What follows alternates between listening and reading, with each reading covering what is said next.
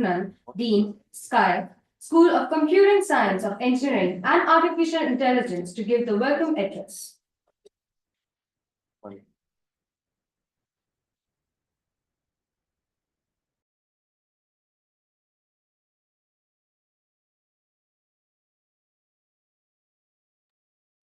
Good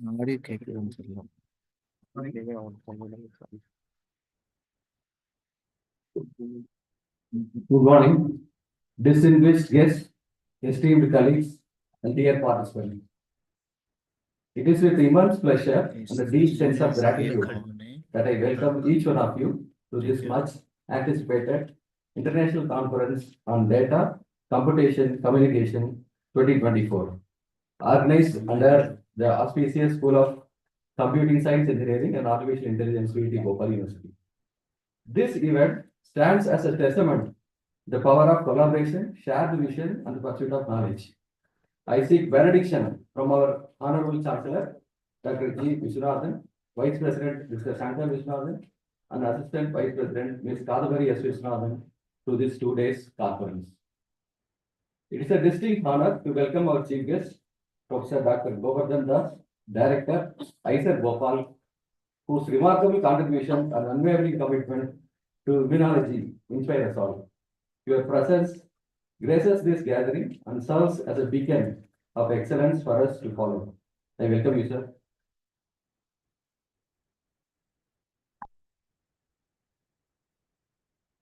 A special word of welcome to our guest of honor, Mr. Avitav Tiwari, Regional Head, TCS Indore. Your insights and experiences bring a valuable perspective that will enrich our deliberations over the coming days. I welcome you. I extend my heartfelt greetings to our esteemed Vice Chancellor, Dr. Senthil Kumar Armugam, whose visionary leadership continues to guide and inspire this institution toward greatest heights. I welcome you, sir.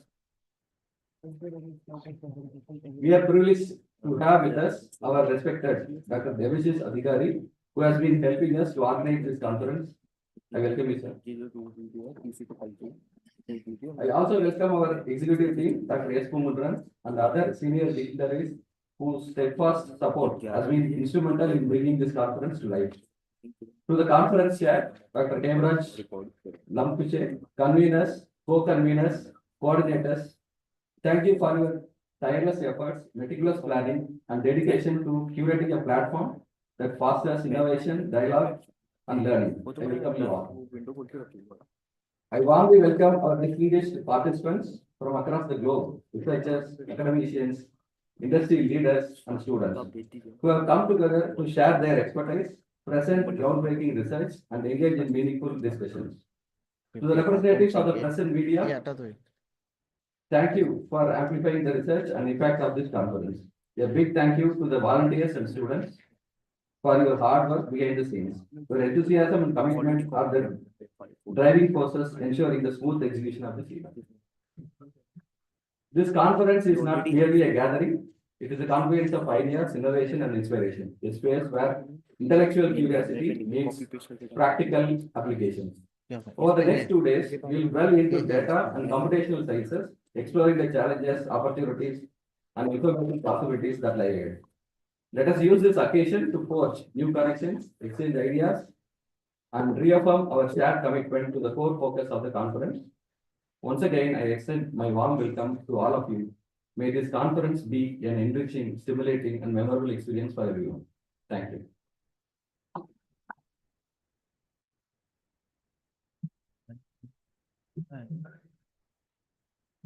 Thank you so much, sir.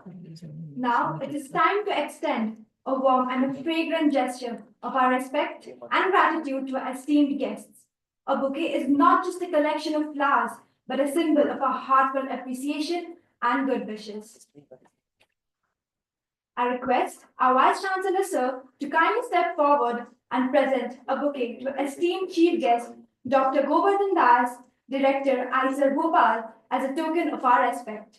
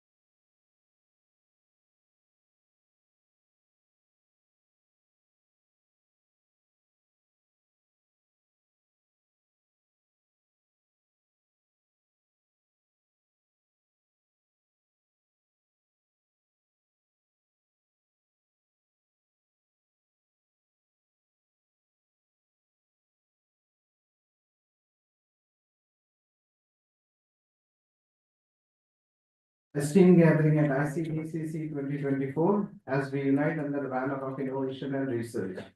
It is inspiring to witness how the collective endeavors of our community are directly contributing to building a sustainable future. So ICDCC aims to bridge the gap between theoretical insights and practical application, fostering innovation and shaping the future.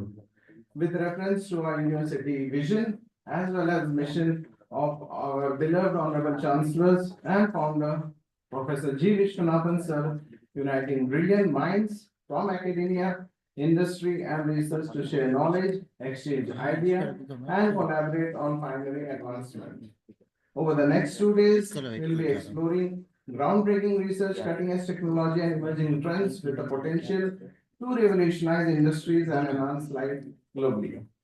The first edition of ICDCC 2024 focuses on emerging technologies, which include information security, web security, AI, artificial intelligence, machine learning, data science, data engineering, IoTs, and many other emerging technologies, which is under Gartner. I extend my sincere gratitude to the management of VIT, including our Vice Chancellor Sir, Registrar Sir, DFA Sir, Executive Deans, and Deans of various schools. My organizing team as well as dedicated volunteers for making this event possible. I also would like to thank the distinguished speakers, authors, reviewers, session chairs, and other members who are directly or indirectly contributing towards this conference ICDCC 2024. Now, today I want to emphasize how this presented work aligns with the United Nations Sustainable Development Goals, reaffirming our commitment to societal progress and environmental stewardships. So we have circulated around 80 to 85,000 emails as a campaign to get some papers for our conferences. Out of that campaign, we received 927 papers for this conferences. So I would like everyone to appreciate for that. Out of 927 papers, we have accepted 165 papers with an acceptance rate of 17.79%. Then 25% of the papers focus on environmental sustainable technologies, which reaches the goal of SDG of 7, 11, 13, and 15. Then 22% of the contribution revolves around healthcare advancement as well as promoting the wellness, which reaches to the goal number 3 of United Nations. Then 19% of the work focus on driving economic growth through innovative solutions, which reaches to the goal number 8 and 9 of United Nations. Then few papers we have received on gender equality and social equity, where authors have uses technologies to solve the problem. Then over 47.28% of the paper focuses on technologies such as AI, machine learning, as well as data engineering. So each paper presented over here is a beacon of hope, showcasing how an academic pursuits are not confined to theoretical innovation, but actively intersect with the societal needs. From mitigating climate change to revolutionizing healthcare, from enhancing education to driving economic empowerment, we are collectively writing a narrative of sustainability, equity, as well as progress. So let us continue to collaborate, innovate, and transform together, and we amplify our contribution to a sustainable future. Thank you all. I wish you all a very fruitful and inspiring conference. Jai Hind.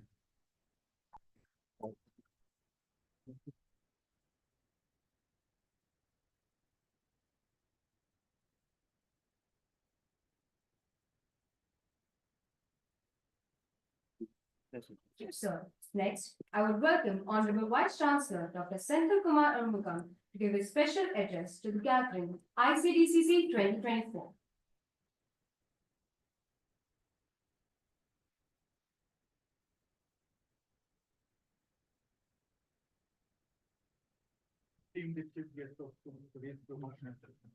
Mic off है इसको नीचे करना mic off है mic off तो मुझे नहीं ना होने नीचे Very good morning. ऑफ कर दिया Esteemed chief guest of today's program, Professor Gopal Dos, Director ISET Bhopal.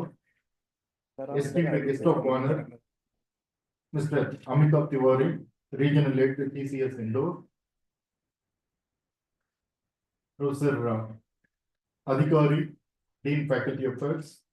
Dr. Pungundran, Executive Dean, Dr. Pun Harshvardhan, Dean, School of Computing Sciences and Artificial Intelligence, and also is the General Chair for this conference. Dr. Yamaraj, Dr. Virendra Singh Kushwaha, and other deans and directors from various departments, my learned colleagues, my student friends, and the participants.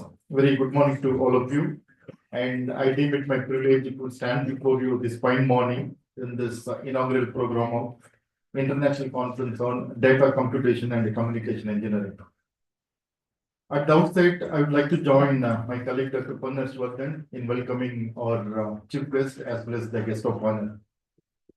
I would say that in the history of VIT Bhopal University, today is a red day because we got two stalwarts with us today. And on behalf of VIT Bhopal University, as well as on my personal behalf, I want to extend a very warm welcome to our chief guest, Govardhan Das. And I had the pleasure of interacting with him this morning. And what I can understand that he's a visionary leader and he has got a vision for his institute. And we are very fortunate. He's going to share his knowledge with us. And we really know we're very, very fortunate. Sir, we are very honored by your presence. Thank you very much. In fact, we tried to bring him earlier also. Two of the occasions we extended invitation, but because of his busy schedule, he would not be able to make it. But now for this program, sir is kindly consented to be the chief guest, and he is going to give me a talk as well. And I'm equally delighted that Mr. Amitav Tiwari is with us for this program. And you all know that we have got a very, very strong bondage with the TCS. And TCS has been supporting a VIT group of institutions right from the beginning. And really now we are very much honored by the presence of Amitav Tiwari, regional head TCS Indore. And I want to thank him personally, and also I want to extend a warm welcome to him. So thank you very much. Also, I would like to extend warm welcome to my colleagues, learned colleagues, and student friends and other participants. Well, I'm not an expert to talk about data computation or communication engineering. I would like to touch upon slightly, but before that, I want to, for the benefit of our chief guest as well as the guest of honor, I want to mention what the growth we achieved in the last 7 years at VIT Bhopal University. As you know, VIT Bhopal University started in 2017 with about 600 students and 60 faculty members. Today, in the last 7 years, we have grown to about 16,000 students and more than 350 faculty members. And it is a phenomenal growth. It is a phenomenal growth in the history of any university. I know I have been part of VIT Vellore.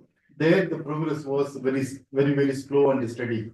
But here in VIT Bhopal, we are able to bring all the knowledge, and the legacy from straight away from VIT Vellore to VIT Bhopal, and we are able to achieve such a phenomenal progress within a short period of time. And not only in terms of numbers, student number and faculty numbers, we have been doing very well in terms of research, whether it is when it comes to publication or getting funded projects or getting patents granted or authoring books and so on and so forth. For example, last year we could publish about 530 publications, and this year already we reached 680. And I'm quite confident that we'll be able to cross the 700 mark this year. That is going to be a big achievement. And of course, I want to mention here that in the state of Madhya Pradesh, we top number one among private universities in terms of publications. Also, I'm very proud to point out that we have got right now 17 ongoing funded projects to the tune of 3.3 crore rupees. And not only from the government agencies, we are able to get funding from industries also. That talks about our academic rigor and faculty expertise available at the VIT Bhopal University. And patent also in the last 7 years, we got about 48 patent or design registrations granted. Now, all these things are possible because of our top senior management, headed by our Honorable Chancellor, Dr. G. Viswanathan, our Vice President, Mr. Shankar Viswanathan, and respected Assistant Vice President, Kadambari Madam. And I want to take this opportunity to express our gratitude to our top management for giving all the support and for all the encouragement, for this university and also for the faculty and the students here. I'm extremely delighted that the School of Computing Sciences and Artificial Intelligence has come up with this conference. And in the present context, it assumes much significance, especially in a data computing assumes significance. You take any modern technology, but the data computation is very much involved, whether it is military application or healthcare applications or autonomous vehicle, everywhere data computing is very, very important. So you all know that the students, you all know that ancient people used like a manual method. Basically we used our fingers to do arithmetic operations. Now we have got the supercomputers and very powerful softwares to do. Correct? We have got huge amount of data, and for any decision making, for anything, we need to process. We are in the requirement of processing huge amount of data. And I want to tell all my students that quantum computing is coming in big way, quantum computing, and that is going to revolutionize the field of data computation. It is going to be a big change, and it is going to bring. And I want to request all my student friends to focus on your fundamental concept, and you need to be very strong to keep pace with the modern technology. And this is a golden opportunity for you to interact with the various experts and to learn in this field. And of course, I would like to, of course, I want to say that data communication also is very important. Integration of data computing as well as data communication. An example is cloud computing. And nowadays people are talking about edge computing, then AI and machine learning is coming in big way. Everything is going to add to this data computation. So in this way, the field is very evolving very rapidly. And in this context, this conference is being organized. I'm extremely delighted about this conference. And specifically, I want to mention about Dr. Punneswaran's role in this.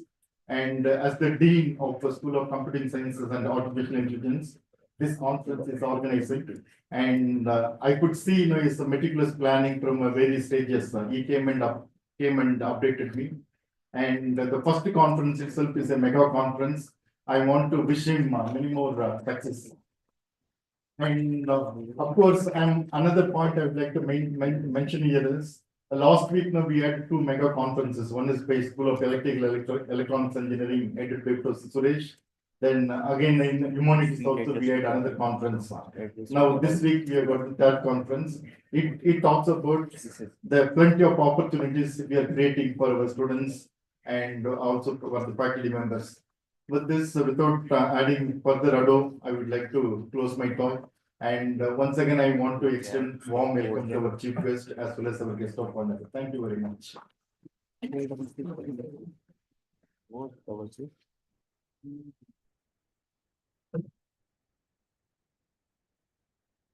you so much, sir, for your encouraging words. Now, I would like to request Dr. Ponkuntran S., Executive Dean, to introduce the guest of honor, Mr. Amitabh Tiwari.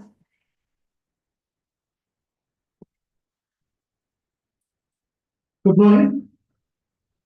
I said good morning. Say louder. Yeah, thank you. The most respected, the chief guest of this today's inaugural ceremony of First International Conference on Data Computation and Communication, ICDCC 2024. Dr. Gopal Das, Director, Isaac Bhopal. The most respected guest of honor, Mr. Amitabh Tiwari, Regional Head, TCS Indo. Respected Vice Chancellor, Registrar, Dean Faculty Affairs, Deans, Directors, the organizing crew of this ICDCC 2024, and all the participants and the delegates of this conference. A very warm good morning to every one of you. So I'm delighted to join in this pride moment in taking this opportunity to introduce our guest of honor for this conference. Our guest of honor for this conference is Mr. Amitabh Tiwari, Regional Head, TCS Indu. So Mr. Amitabh Tiwari have completed his Master of Computer Application from Birla Institute of Technology. Then Amitabh has been working in Tata Consultancy Service since past 30+ years. Amitabh commenced his career from TCS Mumbai and has worked in different locations in India like Mumbai, Chennai, Delhi, Lucknow, Indore, and in overseas locations like Switzerland, USA, Brazil, Chile, and Ecuador. In last 6 years, Amitabh has been leading the setups of TCS, the new delivery centers. He was instrumental in scaling TCS Indo Center to more than 9,000 employees who are serving 300+ global customers. They are remarkable.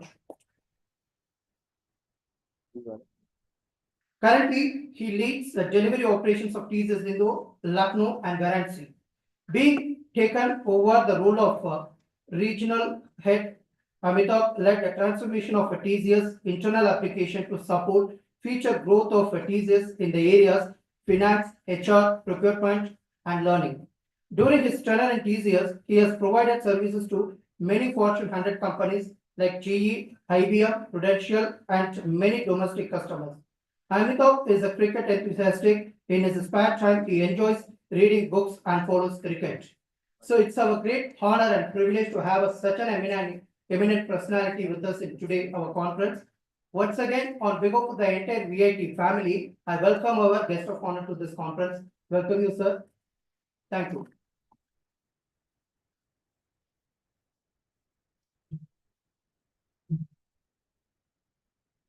Thank you so much, sir. Now I would request Mr. Amitabh Tiwari, today's guest of honor, to say a few words.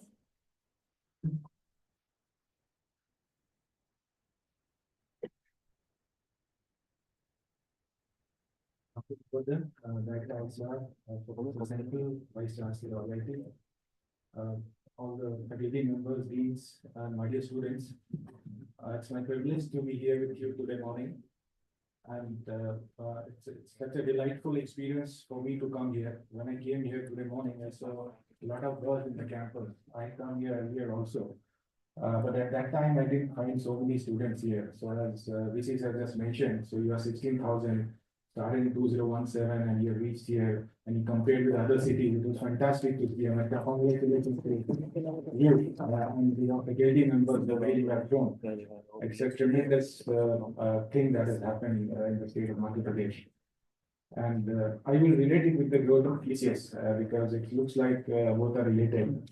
I also started in the same time to about 2017. And the growth has been also fantastic. As I mentioned, we have about 10,000 people, and I've seen compared to other offices of TCS also.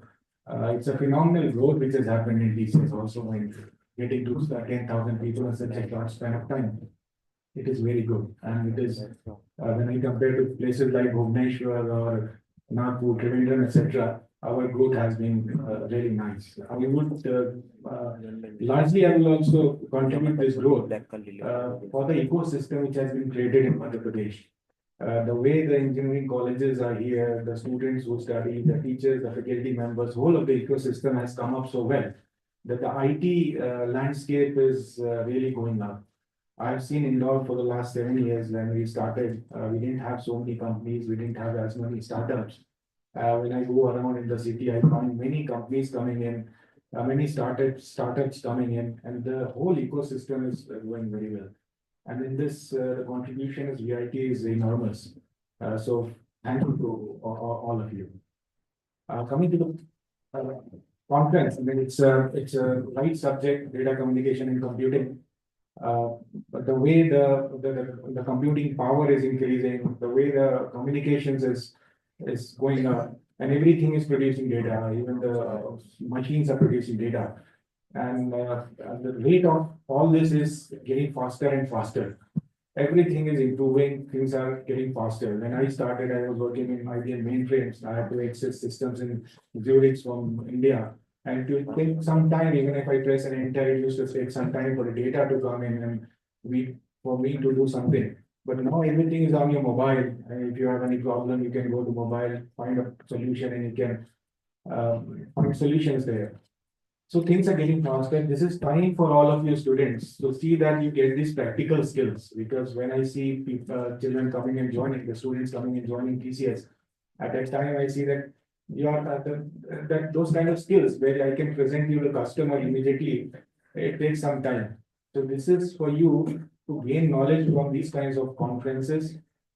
Increase your practical skills. You must put effort in coding, see what is happening in the field of AI, ML, etc. But do not lose your concentration on your studies, because these 4 years are very important for you to learn academically, because nobody is going to teach you what is in databases, what are memory forms, etc. So it is very important that you learn from your teachers and gain the theoretical knowledge, and as well as learn from conferences, participate in other external conferences, create an entrepreneurial skill within yourself. You should become a marketable entity. You should be able to do things that somebody else can, some company can come and take you in. And I'm really happy to know that TCS has taken 400 plus people from VIT. So that's an amazing thing. I want more and more of you to come and join. And I invite professors and also students, if you can come and see the campus, indoor campus. And I'm sure you will feel delighted to see it. So again, thank you. That's all from my side, and all the best to VIT and all of you. Thank you very much.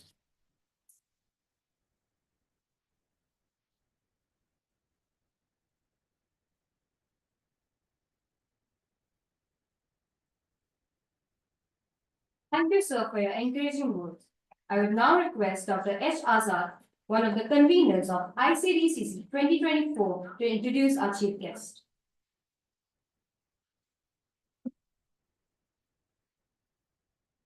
Thank you for the opportunity. So it is my privilege to introduce today's chief guest, Professor Dr. Govardhan Das, Director, ICER, Bhopal. Professor Govardhan Das is the Director of Indian Institute of Science, Education and Research, Bhopal. Prior to assuming this position, Professor Das was working as a professor and chair of the Special Center for Molecular Medicine at Jawaharlal Nehru University, New Delhi. Professor Das completed his PhD in Immunology, Host-Pathogen Relationship from the Institute of Microbial Technology, Chandigarh in 1997. He is associated with reputed professional organizations such as Molecular Immunology Forum and Guha Research Council. Professor Das also holds editorial positions as associate editor in various prestigious journals. Professor Das' inspirational leadership has the potential to create a ripple effect of positive changes in the institute. By fostering a culture of innovation, collaboration, personal growth, and adaptability, the institute can experience significant growth and development under his guidance. Professor Das also holds honorary positions as adjunct professor, Houston Methodist Research Institute, Houston, USA, and adjunct professor, Suzhou University, China. Precisely, he served as visiting professor in many renowned universities amongst the world. He visited USA, Canada, Australia, Japan, China, Finland, Greece, England with various tasks. He has been awarded with various awards and honors. Few notable are Fellow Tata Innovation Fellowship 2023, Fellow of Indian Academy of Sciences Bangalore 2018, Fellow of the National Academy of Sciences Allahabad 2011, Fellow of West Bengal Academy of Science and Technology 2014, Fellow of Wellcome Trust DBT Senior Fellowship 2009, Fellow of Ramalingam Fellowship 2008, Fellow of National Research Foundation, Government of South Africa 2013. Professor Das served in many important decision-making committees. He has served in various task forces in DBT, DST, and IC. Thank you.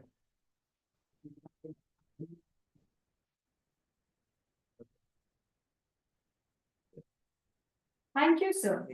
Now, I would request Dr. Govardhan Das, Director, ISA Bhopal, to address the August gathering.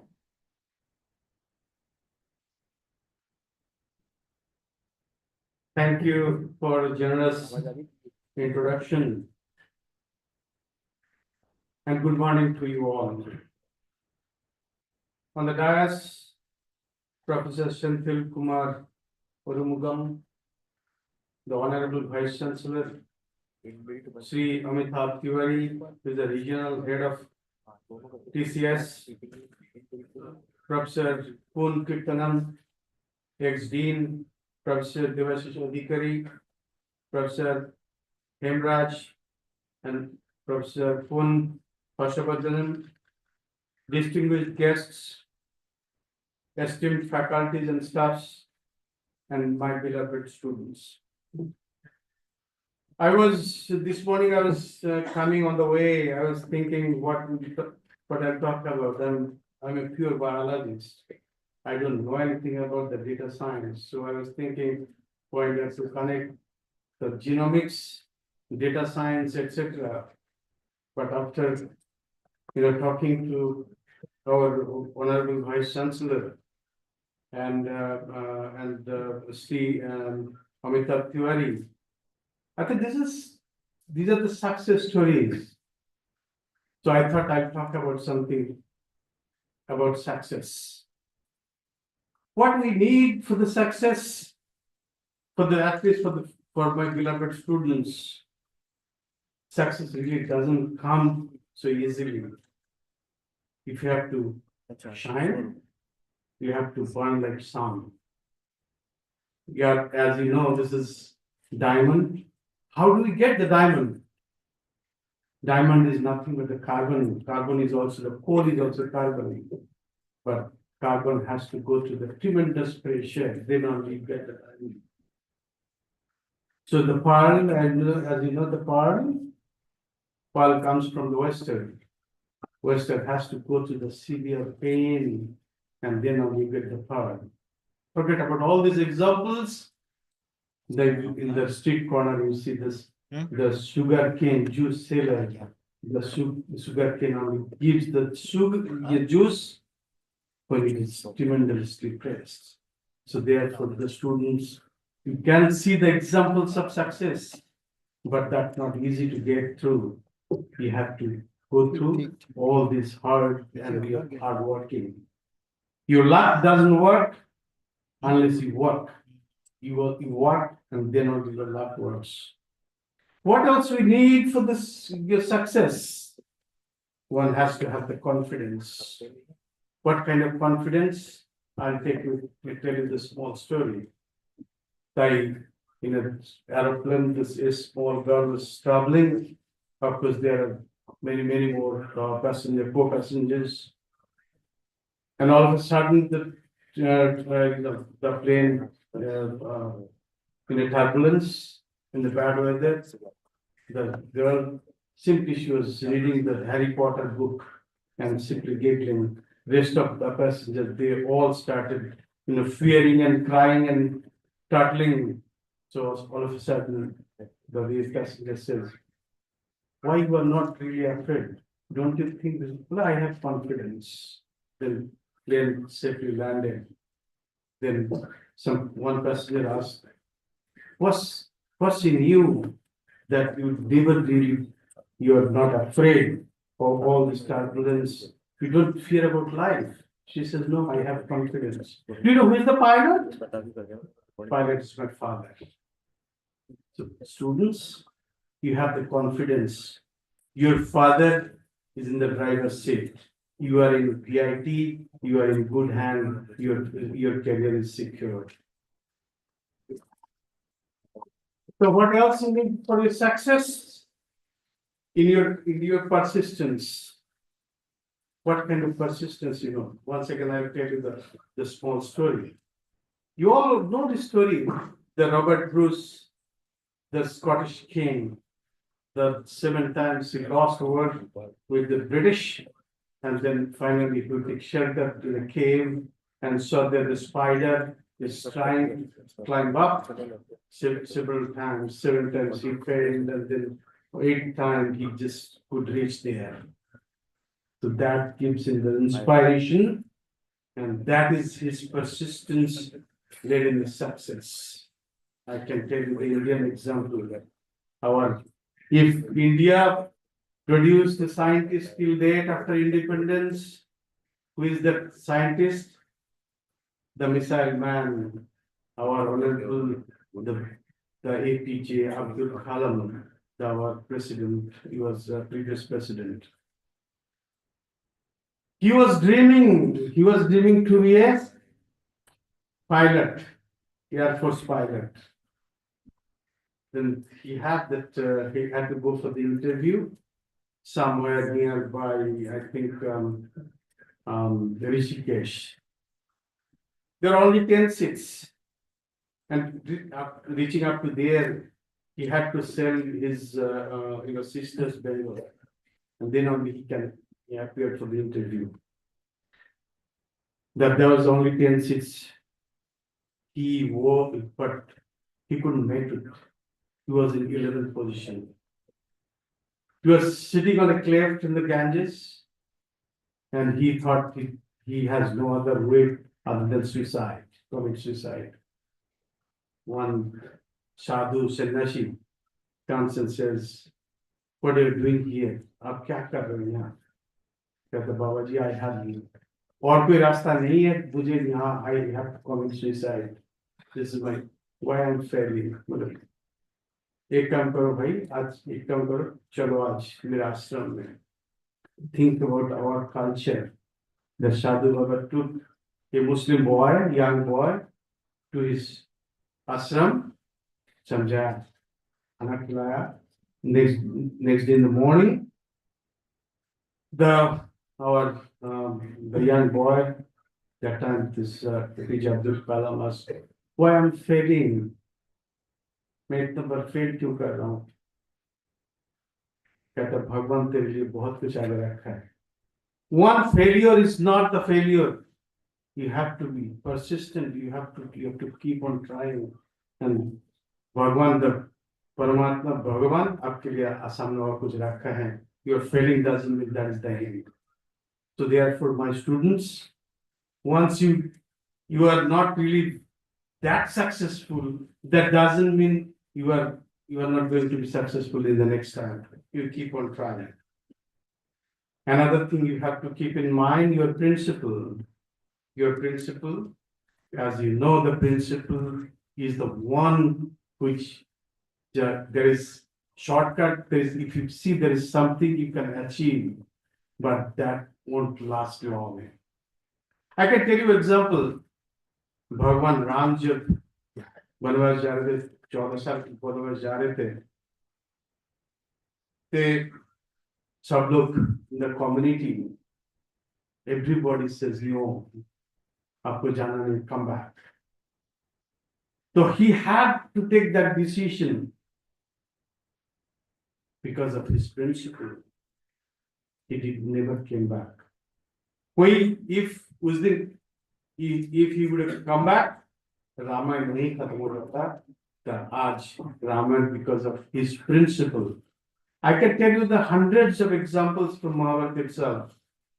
The principle is the one you have to have. That is one of the key points for your success.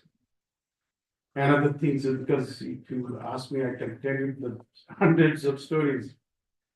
Another thing you have to have, build your character. Character doesn't mean that I'm talking about your physical character. I can tell you one example. After all this, the whole Ramayana Kand, युद्ध के बाद, war के बाद, भगवान राम समुद्र के किनारे पर बैठा हुआ था. Then all of a sudden, the Mata Bindudri comes, walk करके आया, आके करके दिखा. कौन है जो पूरा दुनिया जीत सकता है, जिन्हें हरा सकता है, उनको जो पराजित किया है, उनसे मैं मिलना चाहती हूँ.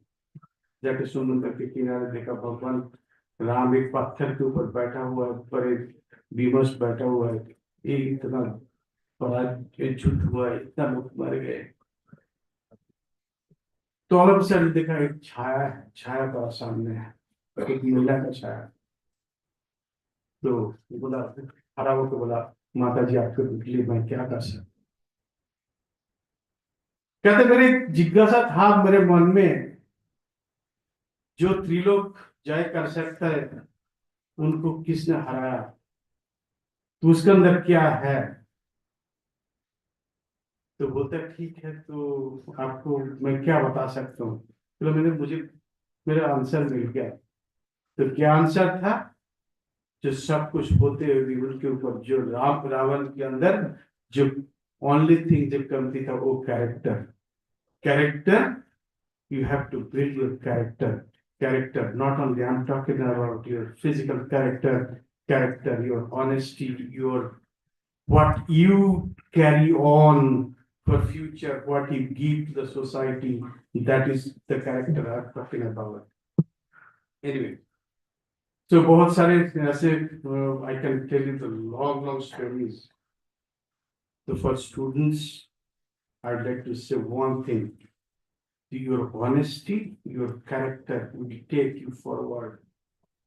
इसमें this is एक ही बात बोल के I can finish it here. जब भगवान राम वनवास जा रहे थे तो सबने रोया, माता कौशल्या देवी भी रोए, बहुत रोए, लेकिन उनका लास्ट वर्ड, जो लास्ट सेंटेंस सबसे this is most important sentence बोला है,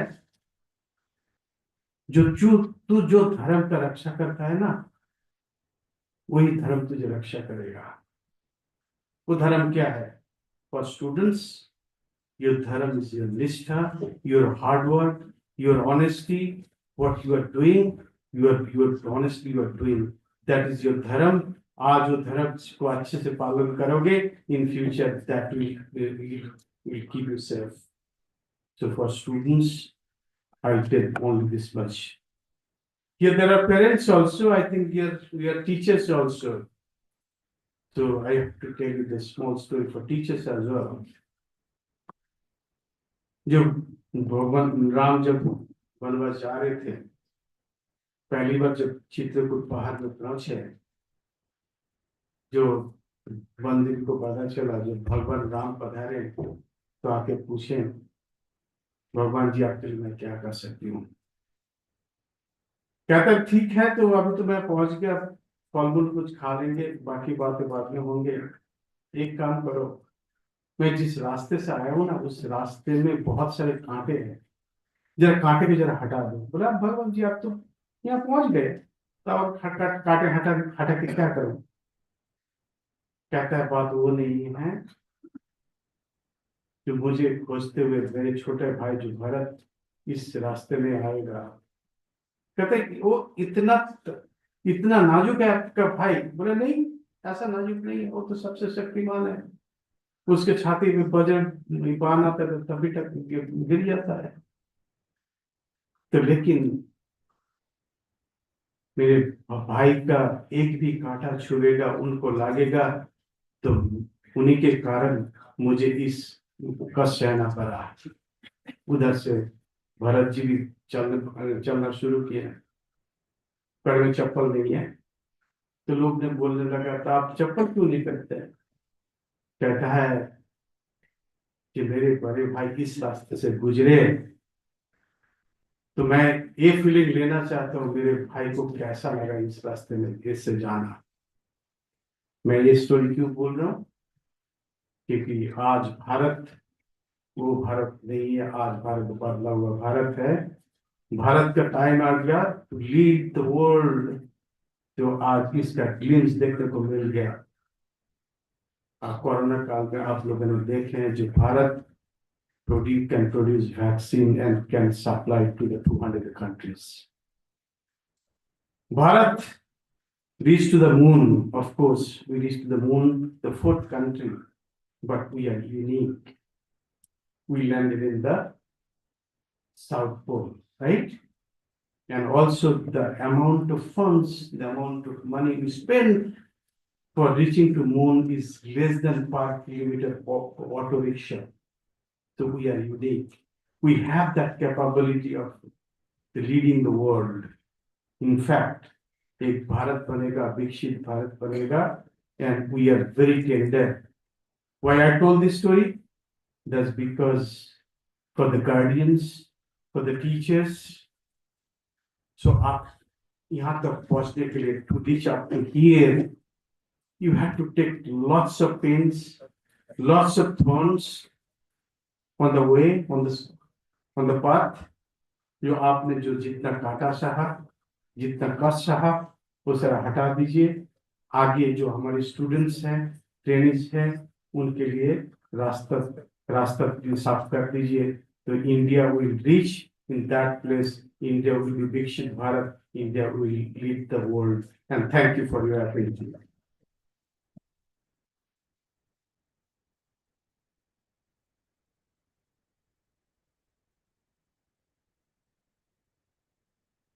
Thank you so much, sir, for your valuable encouragement. Now, I would like to request all the dignitaries present on the dais to release the conference souvenir. As we continue this memorable event, let us take a moment to express our heartfelt gratitude to our distinguished guests. A memento is a timeless token of appreciation, symbolizing our respect and reminder of this special day.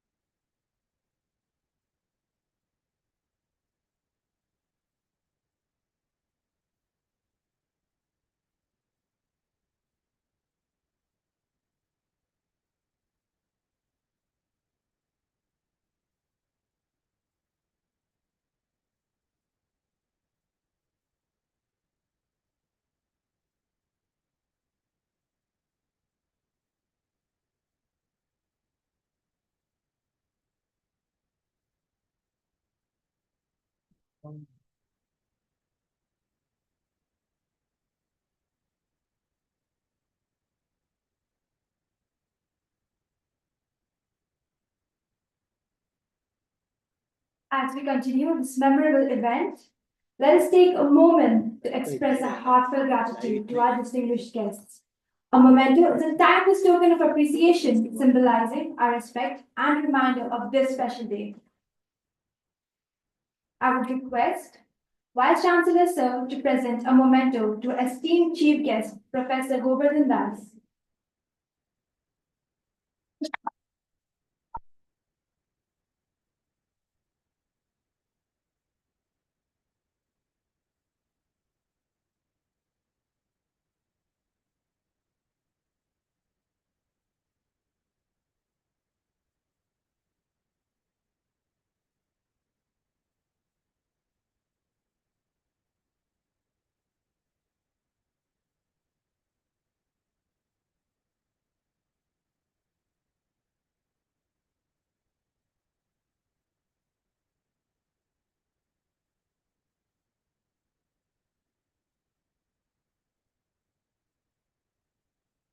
Thank you, sir. Your gracious presence has truly elevated this event, and we are deeply honored to have you with us today.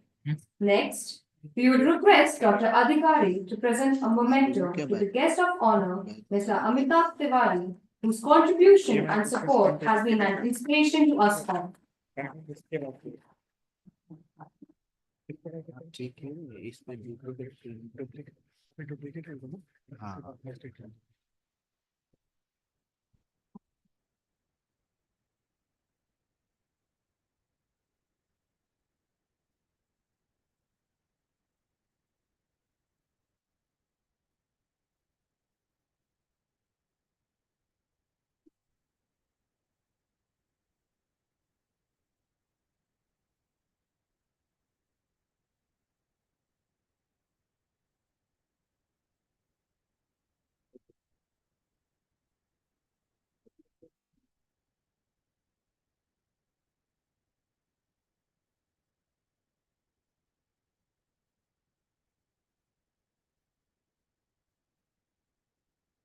you, sir. This token of appreciation is a small gesture to express the immense respect and gratitude we hold for you.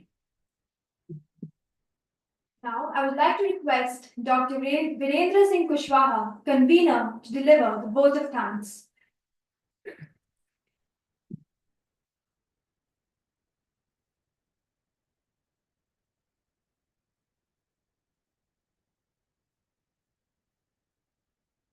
Thank you, Ansika. First, good morning, everyone. It is indeed a great honor to stand before you all as we bring this momentous occasion to a close. On behalf of organizing secretary, committee members, and entire conference team, I would like to extend my heartfelt thanks to all of you who have contributed to making this inaugural session a success. First and foremost, I express our deepest gratitude to our esteemed chief guest, Professor Govardhan Das, Dr. Isaac Bhopal, and guest of honor, Mr. Amitabh Tiwari, Regional Head TCS Indore, for gracing us with your presence and sharing your invaluable insights. I would like to express our deepest gratitude to our esteemed Vice Chancellor, Dr. Sanjay Kumar Sir, for his inspiring words, visionary leadership, and constant support in fostering a culture of excellence at our university. Sir, your presence here today reflects your unwavering commitment to the academic and overall development of our university. Our special word of thanks goes to Dr. Devasis Adhikari sir, whose intelligence and efficient administration ensure the seamless functioning of our university. Our sincere thanks to Executive Dean SCSC Dr. Poon Kundan sir for supporting us and motivating time to time to organizing such an event. I would like to express our heartfelt thanks to heartfelt gratitude to the chairperson of IEEE member Madhya Pradesh section, Dr. G.S. Thomas, who is not physically present, but it is our responsibility to give a heartfelt gratitude to him for his invaluable support and guidance throughout. The effort you put into organizing events like this not only encouraging professional growth but also create a platform for knowledge exchange and networking. I would like to thank you all the distinguished guests, faculty members, staff, and students who have graced this occasion with their presence. Together, we are driving force that makes our university a beacon of knowledge and growth. Once again, thank you all for being here and have a happy conference. Thank you all. Thank you.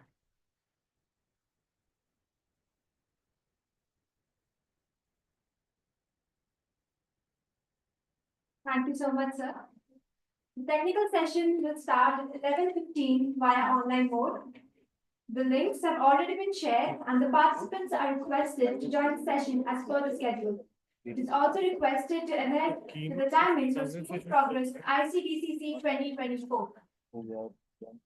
The faculty members who are interested to interact with Mr. Tiwari, Regional Head TCS Indore, kindly gather in Auditorium 2 at 11:15 a.m.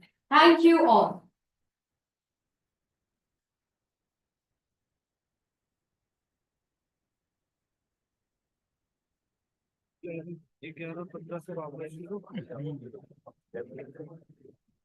तो videos केवल record वो वाले project है projector पे चलेगी expert software कब चलाओ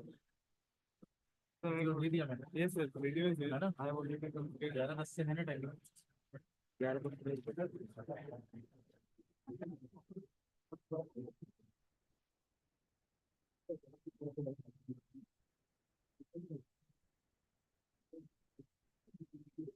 कल से भैया यही हो रहा था मेरा इवेंट में मेरे को काम करना पड़ रहा है कब है मेरे हाँ मेरे भी तो 16 को है सब तो बट मेरे बेटा भी कुछ नहीं अभी दोस्त की तरह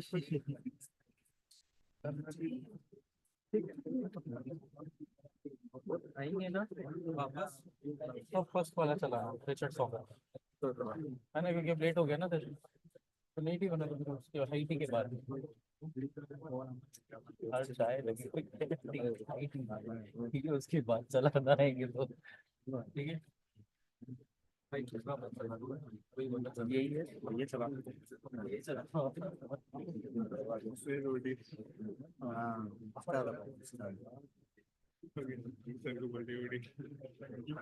को बोल दिया कोई इसमें अंशिका ओडी दिलाओ यार बॉडी दिलवा नहीं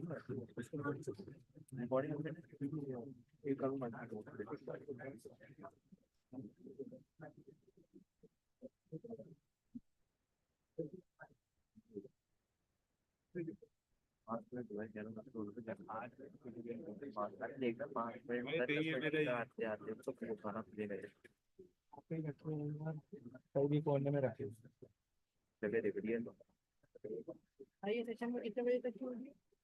मुझे क्यों पूछ लो मुझे भी नहीं पता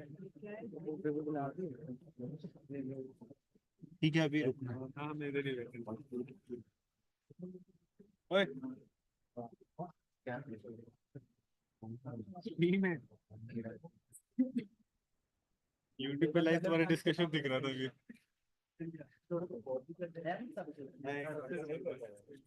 मैं पॉज करके दोबारा रिस्टार्ट करके बहुत दिमाग लगा इससे अच्छा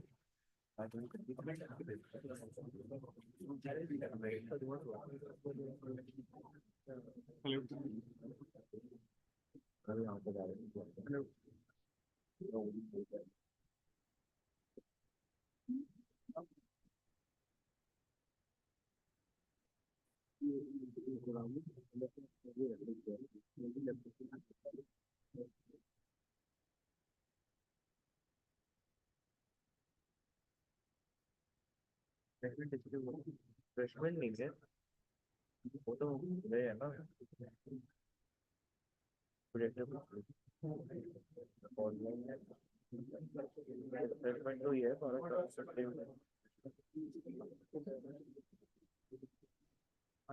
ये तो रहा वेबकैम में बोल बोल क्या पूछ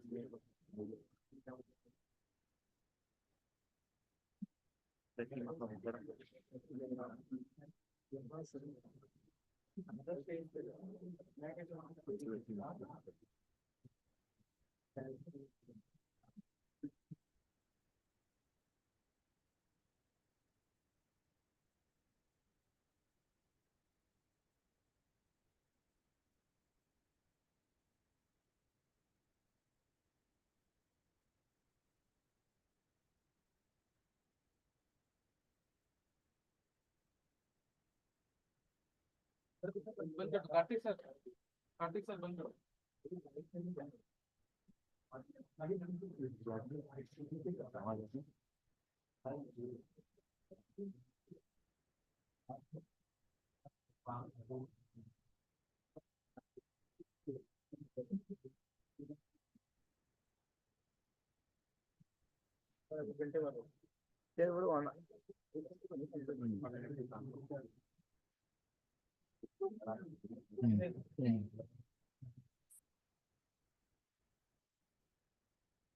ஆள்லாம் இங்க இப்ப ரூம்ல தானே இருக்கேன்.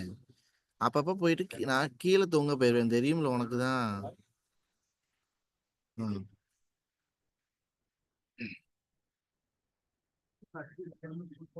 ம். ம். கீழே தூங்குறேன்.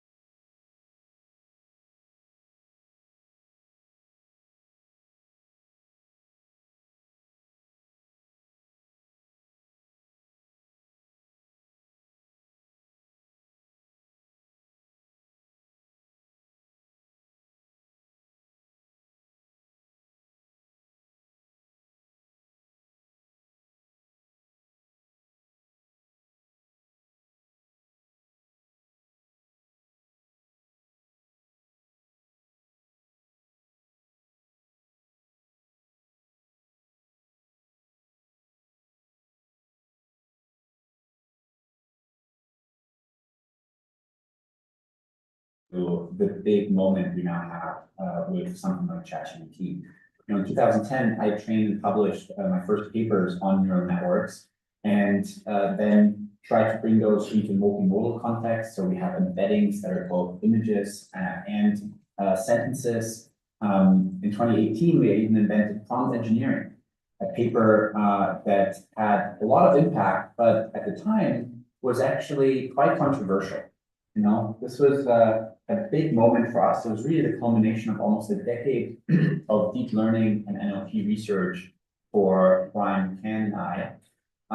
And we were so proud of this paper. You know, we basically had described a single large neural network with a lot of different attention, you know, pointer mechanisms, and we then cast all the hardest tasks of natural language processing into just a question. And you can prompt this one neural network with different kinds of questions, and it will just give you answers. You can ask, what's the sentiment of this tweet? What's the summary of this paragraph? What's the translation into French? And we were so proud that we could make a single neural network without not feature engineering, but also no architecture engineering to be so powerful and do all of these different things. And we, you know, again, cast all these tasks, question answering over some context. So that meant that you can interact with an AI in natural language and guide it towards the task that you wanted it to do. We were very proud of that paper, but here's the famous reviewer number 2. Reviewer number 2 said, this paper is completely misguided and overcrowded.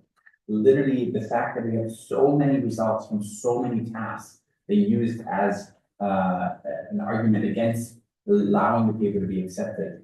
And they said, there's no such thing as general question answering, not even for humans, as if we replace parts of our brain every time we answer a different question. We use the same neural network to answer all the different kinds of questions as humans. And this reviewer was an absolute reject, convinced the area chair, and the paper eventually got rejected, but fortunately it was an archive. So thanks to the archive, we get papers early now, and we can continue to innovate. People can be inspired by those ideas, cite those papers, and move on. And indeed, while this reviewer didn't get it, and the majority of the NLP community didn't get it, and oftentimes you will see that when people feel threatened, also they don't want to understand certain things. This changed the world because now we didn't have to do architecture engineering, and we didn't have to do feature engineering. We just have a single unified AI model. Now, fortunately, there were a few folks like Alec Bradford, Ilya Sutskever, Dario, and others that were indeed inspired by this line of work and cited us in the GPT-2 and 3 papers in 2019, just a year after, and showed that indeed we exemplified that language provides a flexible way to specify tasks, inputs, and outputs, all as just a sequence of symbols. And this was one of the cornerstones of course, the now famous ChatGPT. So that just shows you that sometimes in research, you have to keep sticking with your guns. You have to keep going. If you believe that from first principles, your ideas are right, it's good to get feedback and it's good to improve. Don't be completely separate out, but you have to, if things that make sense from a first principles basis, you have to keep sticking with your guns. Now, a lot of folks are worried with all this new kinds of automation and productivity that maybe there will be fewer jobs or that intelligence will be less valuable. But I think it actually makes sense here to look at the past. And I think we're currently going through what I would call the Jevons paradox of AI. Jevons was a researcher in the first industrial revolution who was looking at all the ways that steam engines are becoming more and more efficient. And so initially people postulated that with more efficient steam engines, they could consume less coal. But really what happened is that steam engines became so efficient that we put them everywhere, into boats and all kinds of other places, trains, and they could create electricity. And so instead what actually happened is we used even more coal because we had more efficient steam engines. And so I think we're going to see something similar here with AI, where we can essentially have more and more intelligence be used in our lives. You know, right now, only if you're extremely wealthy or powerful, you may have a personal assistant, a personal healthcare team that follows you and understands exactly your healthcare issues. You have a personal tutor for your children. Those are all things that require intelligence, but we'll all have access to this thanks to AI. Once technology really goes and disrupts an industry, the separation between wealthy and less wealthy people becomes smaller. And a good example of that is an iPhone. You know, nowadays a billionaire and a middle-class teenager use essentially the same phone. And that can be true with a lot of other areas as well. Now, we also will face quite a bit of disruption in the next couple of years. Every company will face Clayton Christensen's well-defined innovator's dilemma. The way they made revenue in the past will change as AI changes knowledge work. So then the question is, well, what is holding us back? And the number one reason here is, of course, that LLMs currently aren't that trustworthy, especially not when you have to do multiple steps. You know, if an AI is just 95% accurate, but you have 34 steps, then it will fail half of the time. Just 195 to the power of 30. Simple math. And so we need to have an even higher bar for how accurate these models have to be. And we've seen that even large companies that have a lot of resources have not been able to always get this technology to be as accurate as you could be if you really focused on that. Google famously suggested to add some non-toxic glue to your pizza, or maybe eat at least one small rock a day. Full disclosure, it's not a good idea, don't do it. It gets even more serious when Microsoft, who you would think owning half of OpenAI, has access to really strong LLM technology, actually made several bad mistakes in giving answers for a New York City chatbot that told businesses to essentially break the law. For example, it suggested that you can take workers' tips, or that landlords could discriminate based on the source of income of their tenants, both of which are illegal in the city of New York, but the AI chatbot incorrectly said those things. And interestingly enough, on both, even elections, there are problems. Every day those things happened, I would ask the same questions to U.com, and we got the right answers. And the fact, in the case of New York City, we even gave the right citations to NewYorkCity.gov, because we do retrieval augmented generation across the whole internet.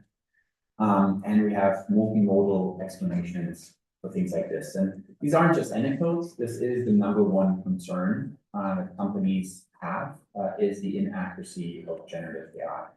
And so we've been focused on this for a long time now. And I'm really excited that not just our internal metrics and benchmarks, which we of course do, because we're scientists at the end of the day that try to make knowledge more accurate and not be a BS machine like some others. Like we want to actually not just get the answers accurate, but also make sure the citations are accurate.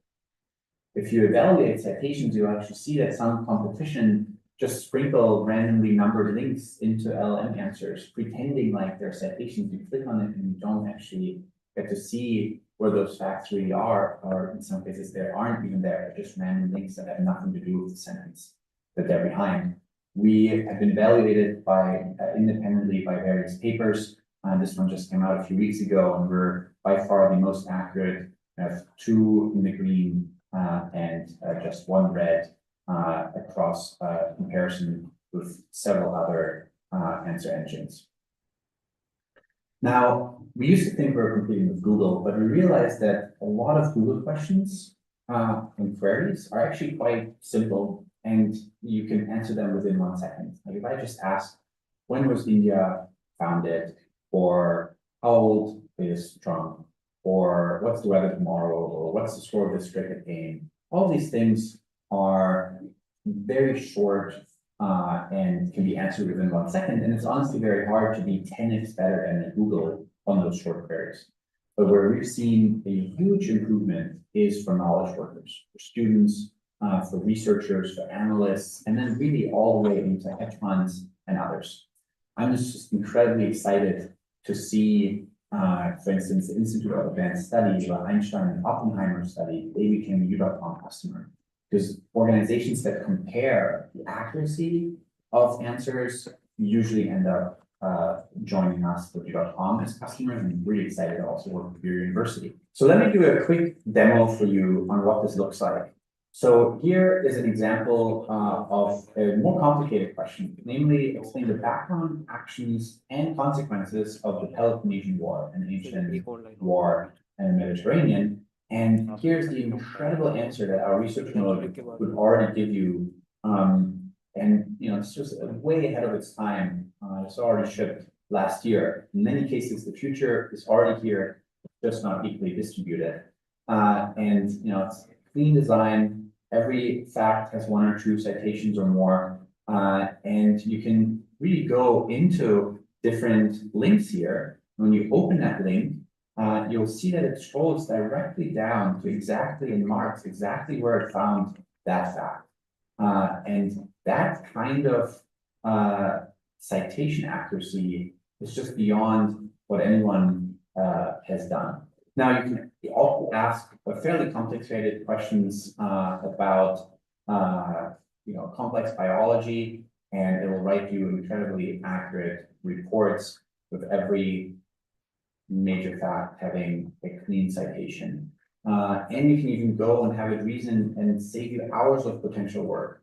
Here is an incredibly surprising question a user sent us and was just mind blown how good the answer was. The question is, what should be the initial investment into a compounding interest index fund for my 1-year-old child to ensure that it fully covers the cost of her Stanford tuition by the time she completes high school? And this model, this agent, genius agent, really went through and took all of these different steps and discovered, okay, this is the current cost of Stanford tuition. Here are the citations for it.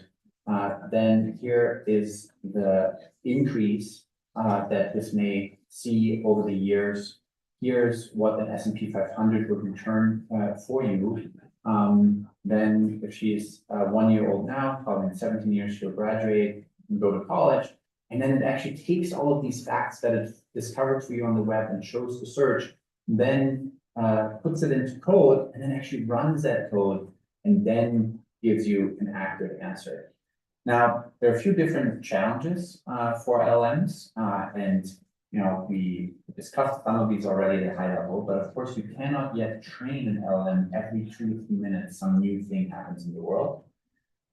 They don't necessarily cite sources correctly, and they have a hard time doing mathematical and logical reasoning by themselves. And so we've worked on a variety of different aspects of making the LLM better. And my friend Andre described well that LLMs are almost like a CPU or a kernel of a new kind of operating system, but it still needs the things around it: an internet connection to the web, hard drive connection to the larger database, a working memory in the prompt and what gets fed into the prompt. So we've been working on all of these. We have worked on intent understanding, so you can route things into different directions. And in some cases, as much as I love natural language processing, I've worked on it for almost 2 decades in my life, starting back in the day in 2003 when I started linguistic computer science in Germany. Sometimes language isn't the best way to answer a question. Someone asks for a stock price, we're the first to give you multimodal answers where you just get the right stock ticker.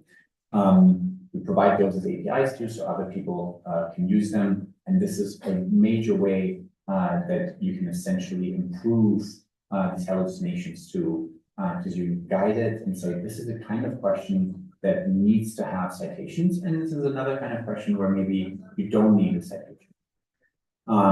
So especially in our research mode, we don't just save you like one Google query, but we actually automate dozens of Google queries where we go through potentially hundreds of different pages, summarizes them, and then like a junior analyst or junior researcher will write you a very comprehensive report where every single sentence has, every single important fact has a citation, and you can click on it and see where it goes. In fact, people have compared us and used Google Gemini to fact check u.com, and even the fact checkers of Google Gemini were incorrect, and our answers were all correct with all the different numbers being correctly cited. And this is an example here. When you click on the citations in our research mode, we'll actually mark up in pink here this like different or purple this different fact and where exactly it came from. It'll scroll down and show you those facts. You can also do a lot of orchestration, choose different LMs depending on the right answers. We usually make sure that the day a new LM comes out, it's available on u.com. And companies and organizations love it because with one simple subscription, you basically have access to everything you might need. This was an example of this dynamic prompting where if you ask like are strawberries berries, then you can get a factual answer that they're actually technically not even berries, classified as aggregate fruits. But if you then want to write a story about strawberry, you don't need citations for that. And you can dynamically prompt these models to adjust. And these are all ways that you can make this technology more accurate and actually deal with hallucinations. And the last point I want to make is that LMs indeed are ironically bad at math, even though everything gets projected into math. If you ask some simple division or multiplication questions, they don't give you the right answer. But that is an easy fix because they are actually quite good translating those questions into programming languages. And when you do that, then you can actually enable them to have this different kind of tool. And we've been the first to ship this in production to the world. So anyone can actually get access to an AI that will program for you and agentically decide to run that code and then give you an answer. And what that means is that all of a sudden AI can indeed program and solve even mathematical complex reasoning tasks. Now, there's a lot of different ways to validate this, but in the interest of time, I'll just show you a few here. I mentioned there are external papers now that verify this also, but it turns out that when you choose the right mode, the research mode of u.com or Genius mode, with the programming for you, then it is indeed the most preferred answer and also by far the most accurate answer. So if you need accurate answers for your work, because you will look clowny if you give wrong answers, then u.com is the best solution, and it is because we still work on the science of it all. So thank you for listening, and feel free to send us any feedback on Twitter, social, and then or feel free to shoot an email. Thanks so much for listening.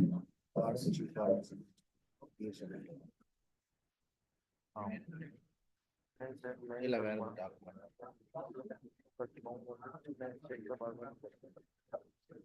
ಇದು ಇಲ್ಲಿ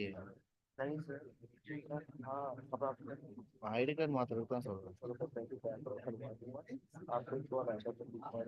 மொத்தமா புரியல எனக்கு ஆமா அவ்வளவுதான்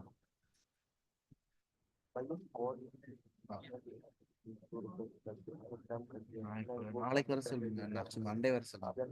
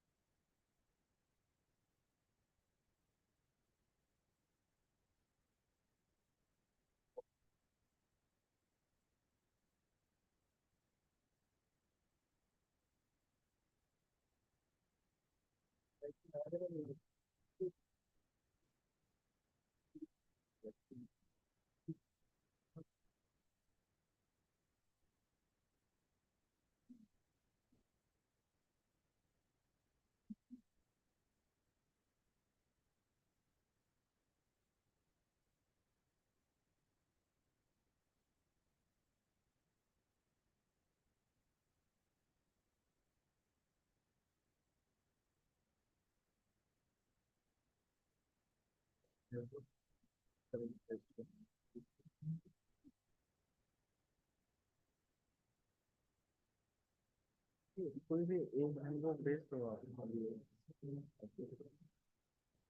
ठीक है।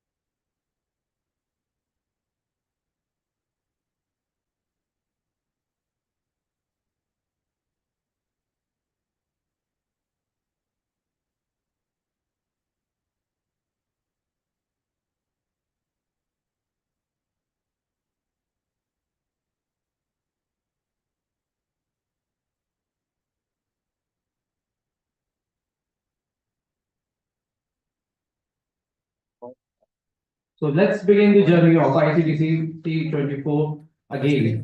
Let's warm welcome to Professor Sujit sir here, who has basically completed his bachelor degree from Bangalore University, master's from Visvesvaraya Technical University, Belagavi, India, and he is currently working as an assistant professor in Indraprasth Institute of Information Technology, New Delhi, India, and a lecturer at Loughborough University. His research area includes unmanned aerial and underwater vehicles, multi-robot systems, and human robots. Now, I would like to request Dr. Siddharth Singh Chauhan, sir, to felicitate Dr. PB, sir. PB Sujit, sir.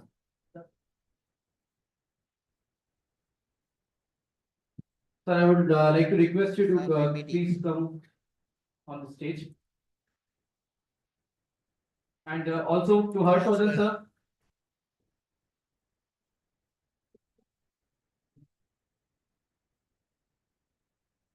Thank you. इसमें जाए क्या है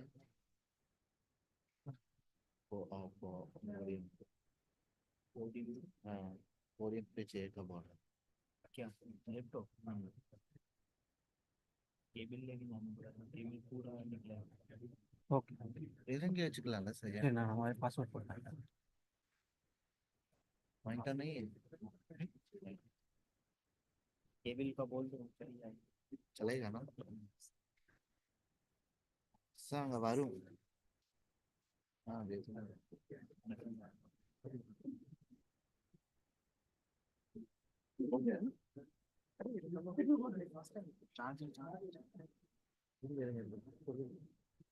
charge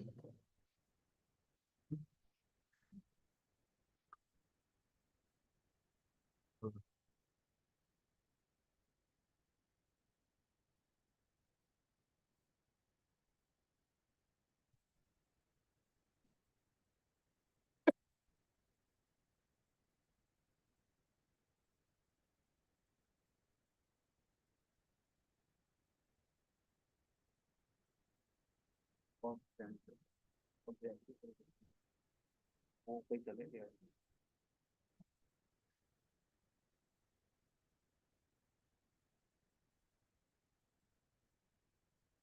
you very much for inviting me.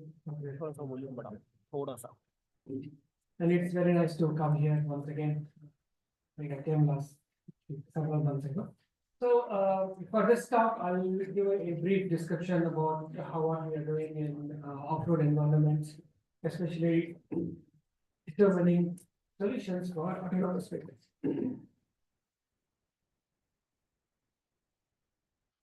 Okay, so this is the kind of environment that we are interested in, wherein we want to navigate in locations where there is no proper concrete road that is available, right? And then more than that, you'll also find several interesting animals, which typically you don't find in case of any of the data sets that you look at. And then how does the vehicles react to such kind of a scenarios is what we're interested in, right? So even in terms of movement, you want to different kinds of trajectories. So this is basically a robotic dog that we have on which the camera is there, and we are trying to find places where it can navigate, and we are collecting data for this purpose.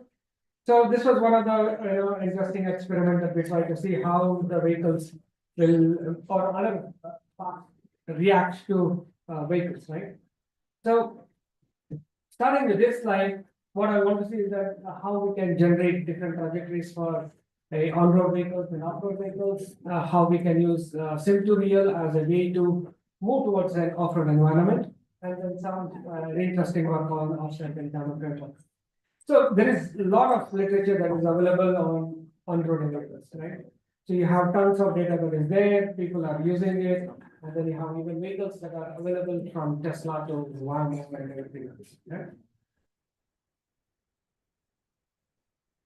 So the interesting part is that how we can use these kind of data sets that are already available, but for off-road you have very few data sets, like you have only two of them, which is basically rugged data sets or release data sets, and it becomes pretty difficult to work around this.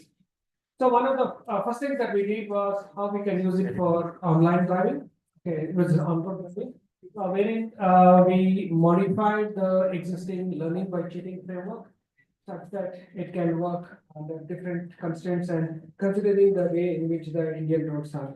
So here, what will happen is that we want to generate a complete end-to-end learning framework. So what we have is you have an expert agent and then you have a privileged agent. Expert agent knows everything. So based on that knowledge, you basically try to learn how you can use the privileged agent to make its decisions.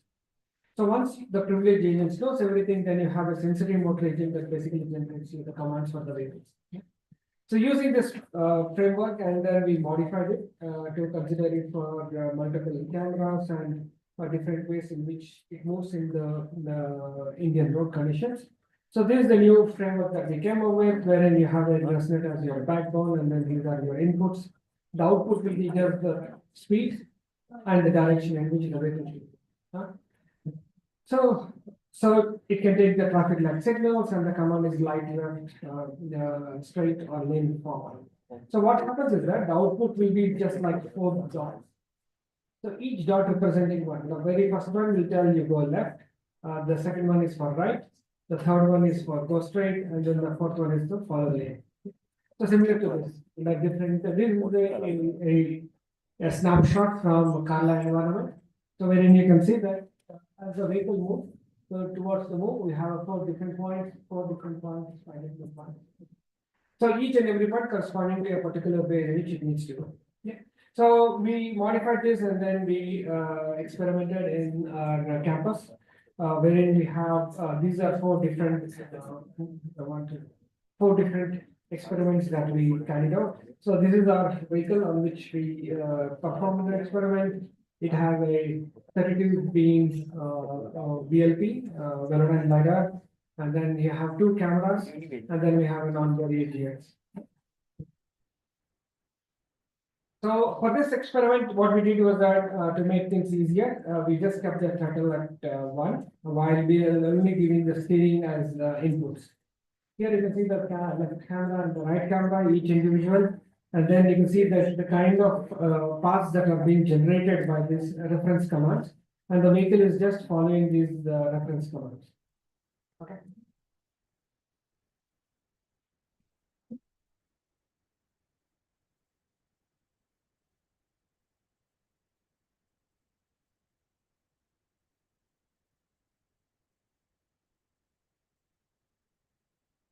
All the time it doesn't work. So there are some issues when you have lighting conditions or you don't have the markings properly. Things can really go wrong. So, what we did was basically we trained a model on the Ackermann steering, and that can be deployed. And we try to use 2 cameras with a LiDAR, but things can change, and then you can have issues around that. So we are trying to see how we can incorporate with using other kind of sensors, using like multimodality way in which you can put a thermal camera or a radar to get more information about that. Yeah. So other thing is that when we want to go into an off-road training, yeah, you have a very bigger, a different kind of an issue here.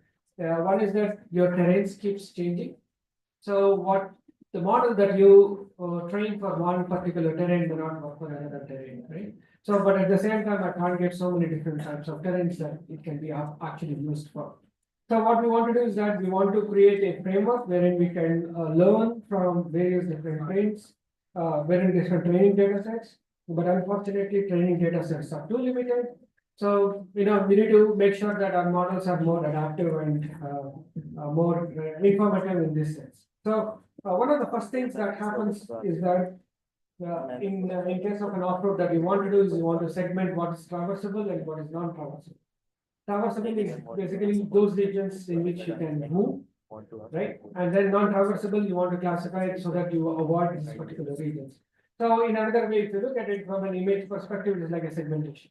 So you want to make sure that the traversable segmentation is done. Okay? So this is a release data set that was collected from Texas A&M.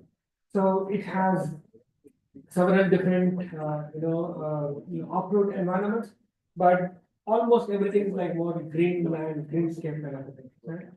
So we have a different, these are the different possible different heating classes that are there. But you can see that some classes are like green, sky and grass are much higher. So that means that there are always a heavy trip. But other classes like mud is like there is only trip. So there is a big class imbalance that happens between the data sets which you need to do. So other side is the rugged data set, which is done in more like a dry area with a lot of leaves during the fall season, and then mud and everything else. So this is a different kind of a data set. So now how do you make sure that what works with one data set doesn't work with another data set? So for this, what we did was that we developed this offset framework, wherein instead of saying that you classify into so many different 18 to 20 different classes, so we classify into only 4 different classes. So, and then we pull all the subclasses into one particular class. So we are interested in sky, what is traversable, what is non-traversable, and then obstacles. Obstacles is a must, right? We want to avoid them at any cost.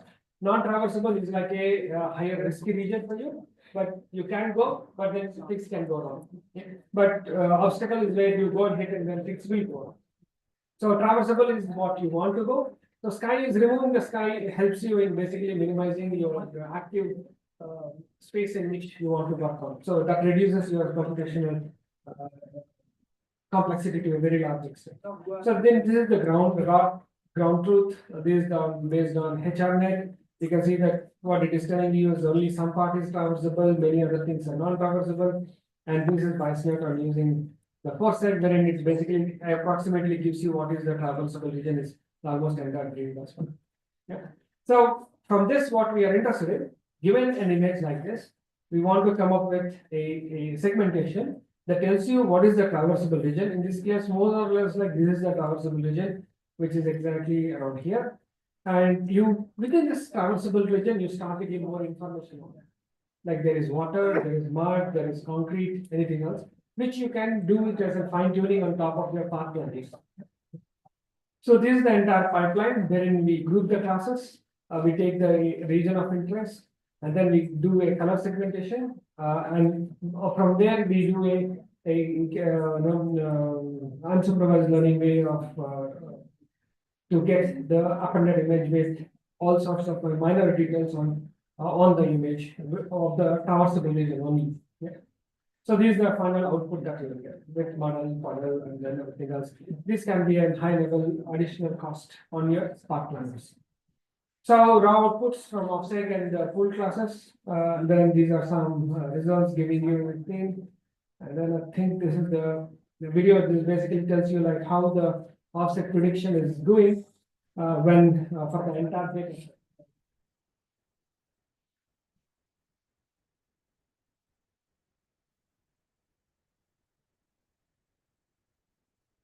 So this is the ground truth. You can see that the predictions are very much close to the ground truth, while the biasnet is giving a lot of odd information.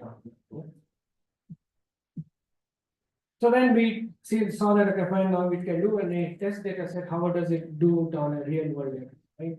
So then we change the environment to our campus, and then we try to see if it does reasonably better job. So this is the right camera, left camera, and then it does a reasonably better job on doing the traversable and non-traversable regions. But it also creates a lot of issues in terms of your data is now only a camera data that we use, right? So what is happening is that in the end, like this, where there is a block, but then the color segmentation is almost similar to the road color, then it gets confused. And then it says that it is basically a traversable region. So here, similarly, looks like it is a dirt, but not like as a heap that is available, which means that because the 3D information was missing here. So which means that we want to add more information in terms of a LiDAR or anything like that that gives you that with respect to height perspective that you can't move to these kind of regions. So then what we also want is that the system should be able to be robust to different weather conditions. So this is one which we took it in summer. This is the one during rainy season. You can see that there is a big difference in terms of both the texture and the road conditions that are there. So even in these kind of a conditions, we should be able to work. So this is the thing that we are currently still doing on. So this is where we want to add the LiDAR information so that you can use this to create voxels, and then you say that because of the height, we can't travel in certain kinds of regions. So in terms of a voxel, what you do is you basically club a set of LiDAR points, and then you just drop it down to the ground level, where in that particular cell, you basically give the information of the entire cloud points that are available. And then once you have a flat region, then that becomes like your cost map. You can give it to your A-star algorithm or Darkstar or whatever that gives you a path like that. So this is the red is the kind of path that is there. So what happens is that in general, I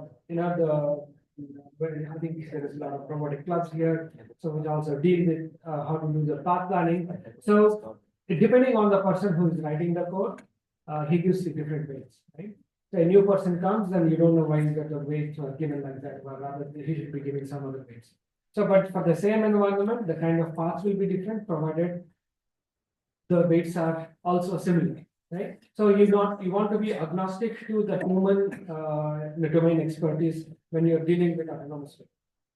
So what we did was that we started to do a end-to-end learning framework wherein we say that okay, irrespective of the kind of person who's going to do, I'm going to learn the entire path map itself, so that the human bias is not taken into account. But however, during driving, their bias will be there. So this is the entire pipeline of this. You have camera images from which you have the offset framework we did just previously, which will tell you like which are the regions that are navigable. From there, you get the LiDAR cloud point. You fuse these two information as an input data to the camera framework, wherein we have basically it's like a CNN, and from which it gives you the navigation stack. So navigation stack what it does is that it takes the generated output from the camera framework, And it basically tells you that which are the regions in which there is a likelihood that you can't go. And then it just generates the paths to that, which is basically using an ASR on top of it. And then that gives you your desired steering angles and what should be your velocity. So this is the complete pipeline that we did. So the most important part is your navigation stack and then generating the entire path. And then understanding like which are the areas that are navigable and which are the areas that are navigable within the given output from the camel framework. Yeah, and then generating the steering signals.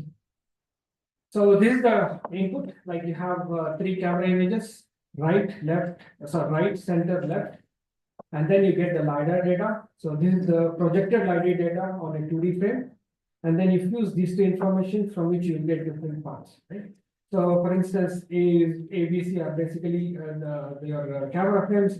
And then the E will give you the cost map projected based on the semantic segmentation of the cloud map. And then the height and things like that, intensity, for which you can use different informations for your path planning frame. So then we do a training to get the desired throttle and the steering values. So this is on the simulation wherein you have the camera input and the projected LiDAR and the path map that is being generated dynamically along with the desired path that the vehicle should keep moving, avoiding all the trees. Yeah, in this case. Yeah. So we use then for this 3 camera, and then for the simulation of the LiDAR, we use your HDL64 LiDAR. This is the configuration of your GPU. So then we thought, okay, like we should compare this now with a hand-driven way, in which let's say that this the red path is the trajectory generated by the cost map, while the green path is basically generated by a finely crafted, handcrafted cost. And then this is generated by the design cost. So then we tested in different kinds of terrains, different kinds of elevation that is there. And then in all these cases, it was doing reasonably good. So then finally we said, okay, fine, now we need to test this in the real world. And then we did a test using this in the campus. This was during the rainy season, so you get a lot of puddles and then a lot of areas that should not be moving at all. Okay. So this is I don't have a similar kind of a trajectory that we did for the previously, but this is the entire GPS track of the vehicle that has done. So this is the left camera, this is the right camera. So you have a 32. So while training, we did the training with a 64 LiDAR scan. But while testing, we only have a 32, we have 16, so it has only 16 channels. So you can see that the projected LiDAR scan is very sparse. It's not as dense as previously, but still it does a pretty good decent job with respect to the cost map and then giving you the areas that are where the path should go, where it's very basically it doesn't have any obstacles. Yeah, so although you can see that we picked up a path that has almost doesn't have any obstacles around it. But in general, it does work in other areas also, although we haven't tested much. I think I have some videos to show that. Yeah, but everything is not that good. So there are many failure cases. So this is one failure case where it is trying to go towards the drainage area that is there. I don't know why, but it does sometimes like the training goes bad and then the lighting is not is proper, or your focus of your camera is not good, then it does all sorts of things. Yeah.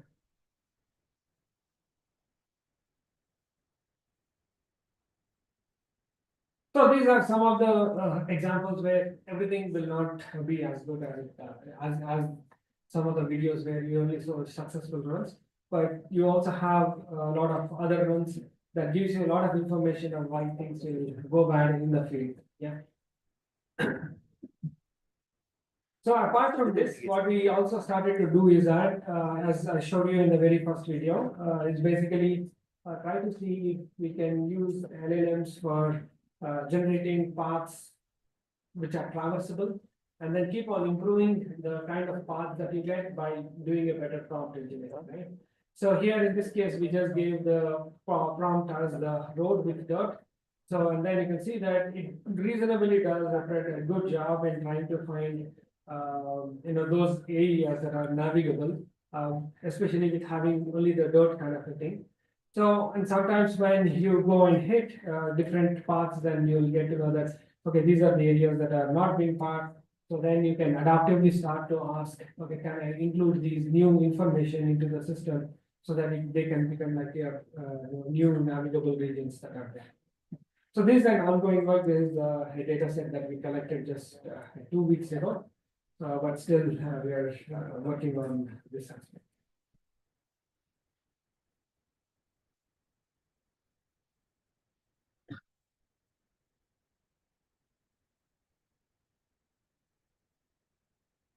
So these are the information that we collected using our robotic dog in the nursery near Seahole Reserve. I can see that so there is a path to go, and then it is basically trying to identify that this is the actual path in which it needs to go. Okay.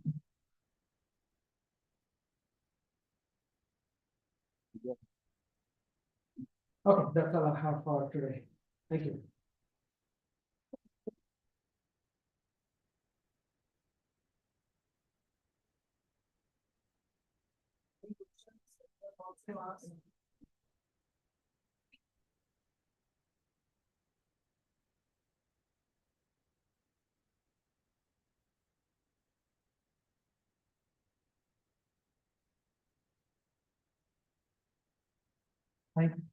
Yeah. Hi, sir. Sir, I'm Adhav Agarwal. I am from BHI branch. Sir, I have a question in this model. Sir, like, suppose there is a climate change, like raining is going on. How would the model react in that? Like, the raindrops are not yet accurate. I mean to say that raindrops couldn't be accurate before. No, so if you are using a LiDAR, raindrops, riders will act crazy because the light refracts and raindrops. So you can't use LiDAR data. So you need it depending only on the camera data. But if the rain is very high, then even you can't see that. So you will almost get nothing to be a traversable because everything is being blocked. Right? So it doesn't move. So only way in which you want to use during, especially during rainy season, these when you want to use a radar for that. So that can have a penetration mark. Thanks, sir. क्या white चाहिए तो कितने चाहिए यार कौन है वो कौन है Sir, very good afternoon. I have a question here related to the last slide which you have shown. I don't want that slide to play. Yeah. Just a question that you asked that it will the robotic dogs, right? It will find out the trajectory path. So I have gone across one algorithm, which is a very good algorithm. It is based on genetic based algorithm that is called a slime mold model. That will help us to find out the optimized path. And it is being specifically, it is a kind of criteria that we use to check which is the shortest path can take reach to that particular food. So can we do apply such kind of thing in order to find out the optimal path?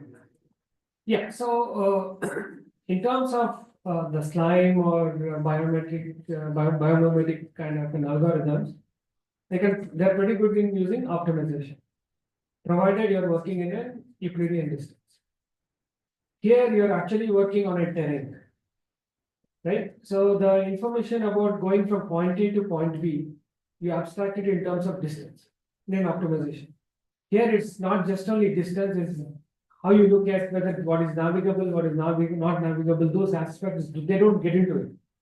So unless and until you put the slime in a simulator where it has all these information, only then you will be able to do it. So, any more questions?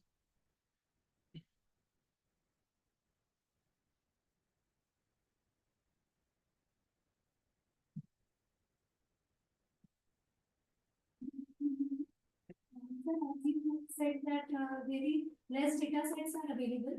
Can you just explain me the steps how you create the data set? So in creating a data set, okay, so we need to identify which are the different environments in which we want to test our algorithm. Yeah. From that, you need to backtrack and then say what and all is required. So if I want to, let's say, the one that we did in Seahoe, for that we need several things. You need cameras, you need a GPS, you need if you have a thermal camera, you can use that also, and then you need a LiDAR. Right? And then all this needs to be synchronized. Yeah. So that you can go in different terrains and collect data, which you can use it while you're training.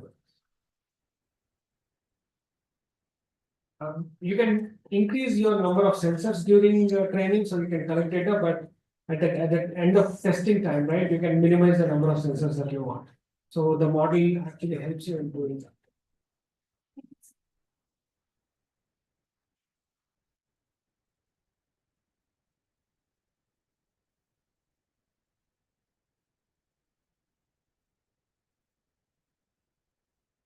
Good afternoon, sir. I'm Krish from AIML branch. So I want to ask, sir, what will be the future of these things? Like in India, on roads, so what will be the future we are going to see through these things, as these are basic, now they're at the basic stage, so what we are going to see in the future with this? So on road or off road? Both. So on road, primarily they will be using in places where things are more clear, let's say in airports, that can help you in optimizing your logistics, moving inside the industry. So entire your warehouses now is full of robotics, right? So similar to that in the off-road, in the on-road, they're going to come out in the airports and warehouses, industries. Off-road is where, let's say, you take a mining industry or a coal industry where you don't have a proper road, and it's hazardous for normal people to go around because of the kind of chemicals that goes. So that's where they're going to play a key role in the upcoming, especially mining industry and coal to start with. And of course, in the nuclear areas and things like that, these are the ones that are really helpful.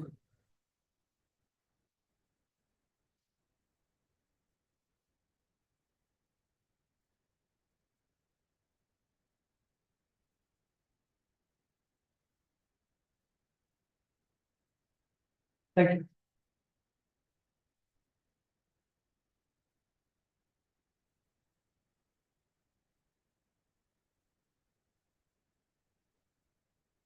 Thank you, sir, for your insights and telling us about your project and solving a doubt. Now I would like to call Dr. Paul Harshvardhanan to give a memento of thanks to Professor Sujit.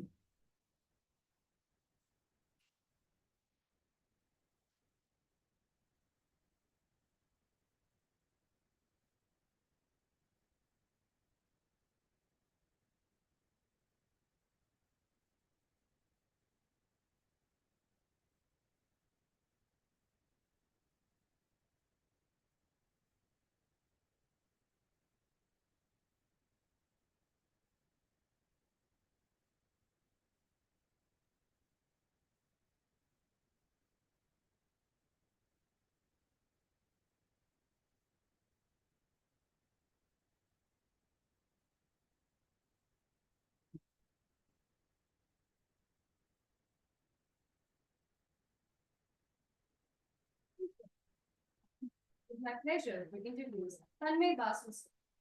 Tanmay Basu sir is currently the head of Department of Data Science and Engineering at IISER Bhopal in India. He has interests in developing methods and tools using novel NLP and machine learning techniques for potential knowledge, discovery in medical records, radiology data, scientific literature, and other types of unstructured data. He has been overseeing multiple projects and applications of AI in radiation oncology at AIIMS Bhopal and Jawaharlal Nehru Cancer Hospital in Bhopal. He is the supervisor of the Biomedical Data Science Labs at IISER Bhopal and has been mentoring multiple PhD and master theses in various topics of biomedical knowledge research. Now, I would like to request Dr. Virendra Singh Kushwaha to kindly present the bouquet to Mr. Tanmay Basu.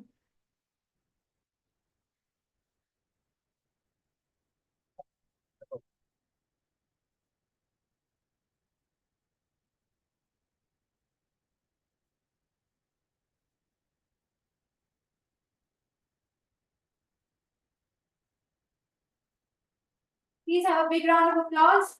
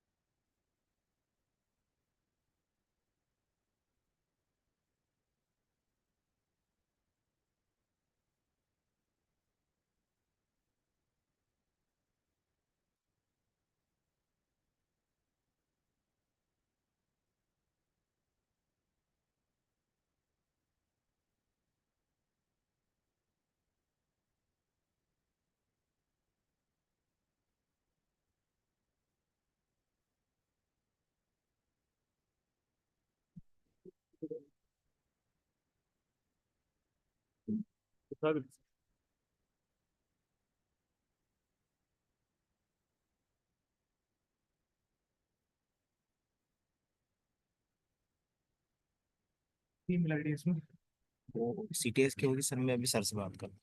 Email ID login कौन सा है?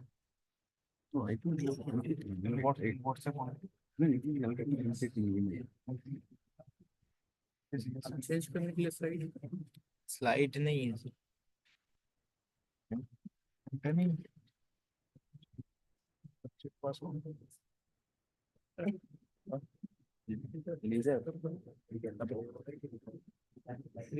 Pointer to change the slides. और remove sir Ajay sir को बुला इससे नहीं चलते तो एसी का प्रोजेक्टर का आप प्रोजेक्टर का है? नो नो नो, इससे स्लाइड नहीं चेंज होगी ना। देख लीजिए सर, इससे स्लाइड चेंज थोड़ी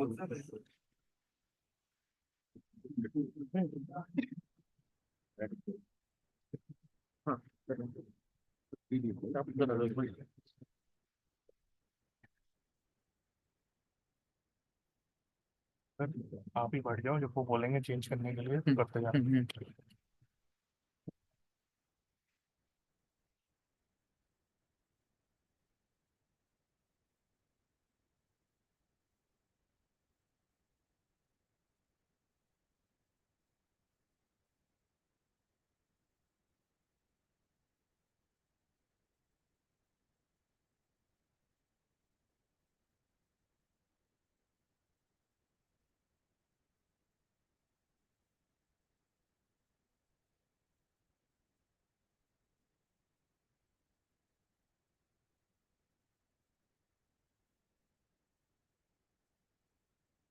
ठीक है ना? नो राइट नाउ कोई नहीं है इसके बाद।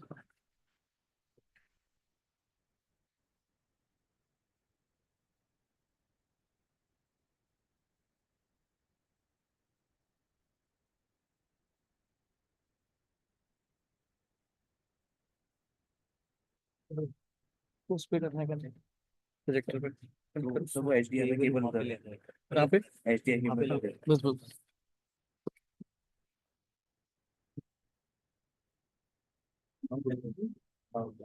SGMI What happens? कुछ नहीं, कुछ nothing sir, just we need to connect the SGMI.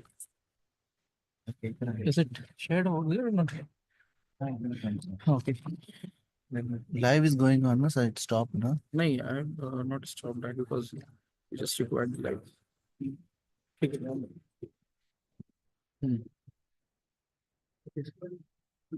Download करो। अच्छा वो गूगल ड्राइव पे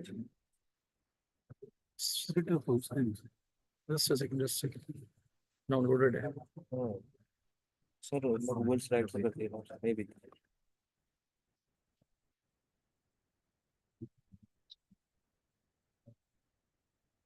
பில்டிங்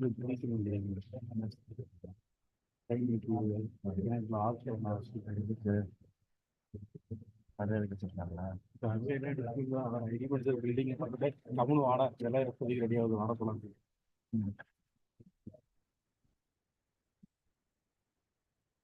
ठीक है सर. नहीं कंट्रोल कंट्रोल लेफ्ट ना F11 करिएगा सर. कर देना F11. दूसरे लैपटॉप में कर इसको देना इसको करना है एक मिनट. इस पे कर दो ना सर. पीपीटी है. हाँ है ना इस पर इस पे कर दो ना सर. इधर पीपीटी இருக்கு लाइव इधर पे ऑलरेडी है ना सर. लाइव ओके तो गूगल स्लाइड में जल्दी. नहीं ठीक है ना. क्या हुआ फुल व्यू का ना फुल व्यू तो है sir full view open in the PPT sir laptop उधर ही ले जाओ. नहीं इसमें लाइव गोइंग ऑन. अच्छा लाइव इज गोइंग ऑन कर रहा हूँ. If you move on disconnected, you can put this laptop. No PPT you can copy. You can put here sir. This laptop. இதுலயே பிபிடி ஓபன் ஆச்சு full view laptop எங்க கேக்குறாங்க. இது அங்க வந்து போனா டிஸ்கனெக்ட் ஆயிடும். एक मिनट चुप रहना जरा. Remove that with this one. புரியல இதுலயே பிபிடி ஆன் பண்ண ஃபுல் ஸ்கிரீன் இதுல காப்பி பண்ணி வச்சிருக்கேன் இதுல காப்பி பண்ணி வச்சிருக்காங்க. ये लीजिए पूरी ये लो इसमें डाल दी मैंने. लैपटॉप अंदर केக்குறாங்க. लगा लो इसको. Yes sir. हाँ done. Which one sir? That to BIT last one. ICC this one. Live execute slam Which we are now.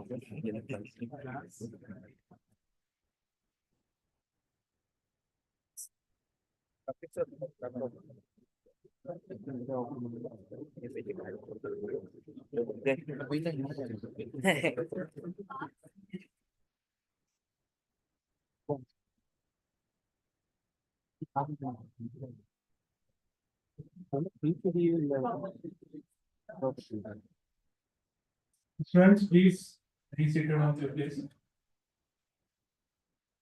Please be seated.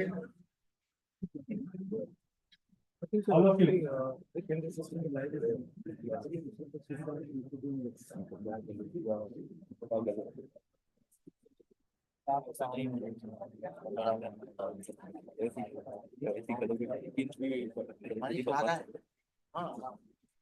कब तक आ रहा है lunch.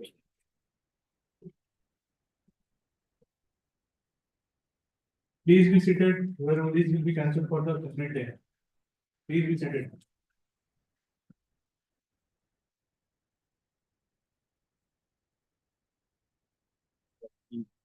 Student, just take your seats.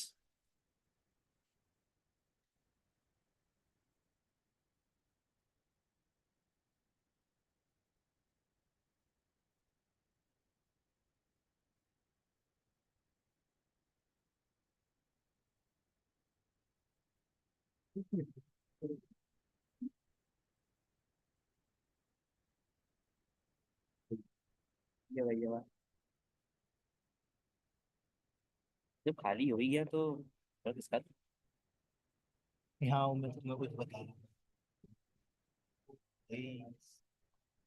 इधर आओ. हाँ अरे रख ले रख ले. नाम क्या खुशहाल. ये दोनों माइक बटन ये 5th वाला है 4th वाला है. हाँ दोनों माइक का मान लो कुछ लगे कि साउंड कम है हल्का सा ऊपर कर देना. ठीक है ज्यादा नहीं बस हल्का सा. इससे ज्यादा ऊपर मत करना. ठीक है लगे कि ज्यादा Students, कम कर देना. we know this is your lunch time. Now it is 1 o'clock. So sorry for the delay. Just be here for another 10-15 minutes so that the session will be over. Thank you. काम कर दे laptop इधर रख लो आराम से बैठिए और ये ऊपर करते रहेंगे. प्रोग्राम दो 15 मिनट का programme. Good afternoon. Sorry, I'm in between your lunch and this talk. So you have to be here for 10, 15, 20 more minutes. I want to thank all of you for inviting me here to speak a few things. It's always difficult to speak after Sujit. You are dwelling with all the autonomous vehicles here and there. Now I will put you into text and all garbages, right? That you used to do all throughout your day and years. So the topic is the question, which I try to explain in or address in 15 minutes. Will NLP write your prescription? Yes. Why are you writing all prescriptions? They are all fit. No, I mean prescription could be in many ways. You need prescription not for your disease. You need prescription for many things, for replacement, study, career, lot of things. So, but today I will actually try to explain the prescription in terms of your medical prescriptions.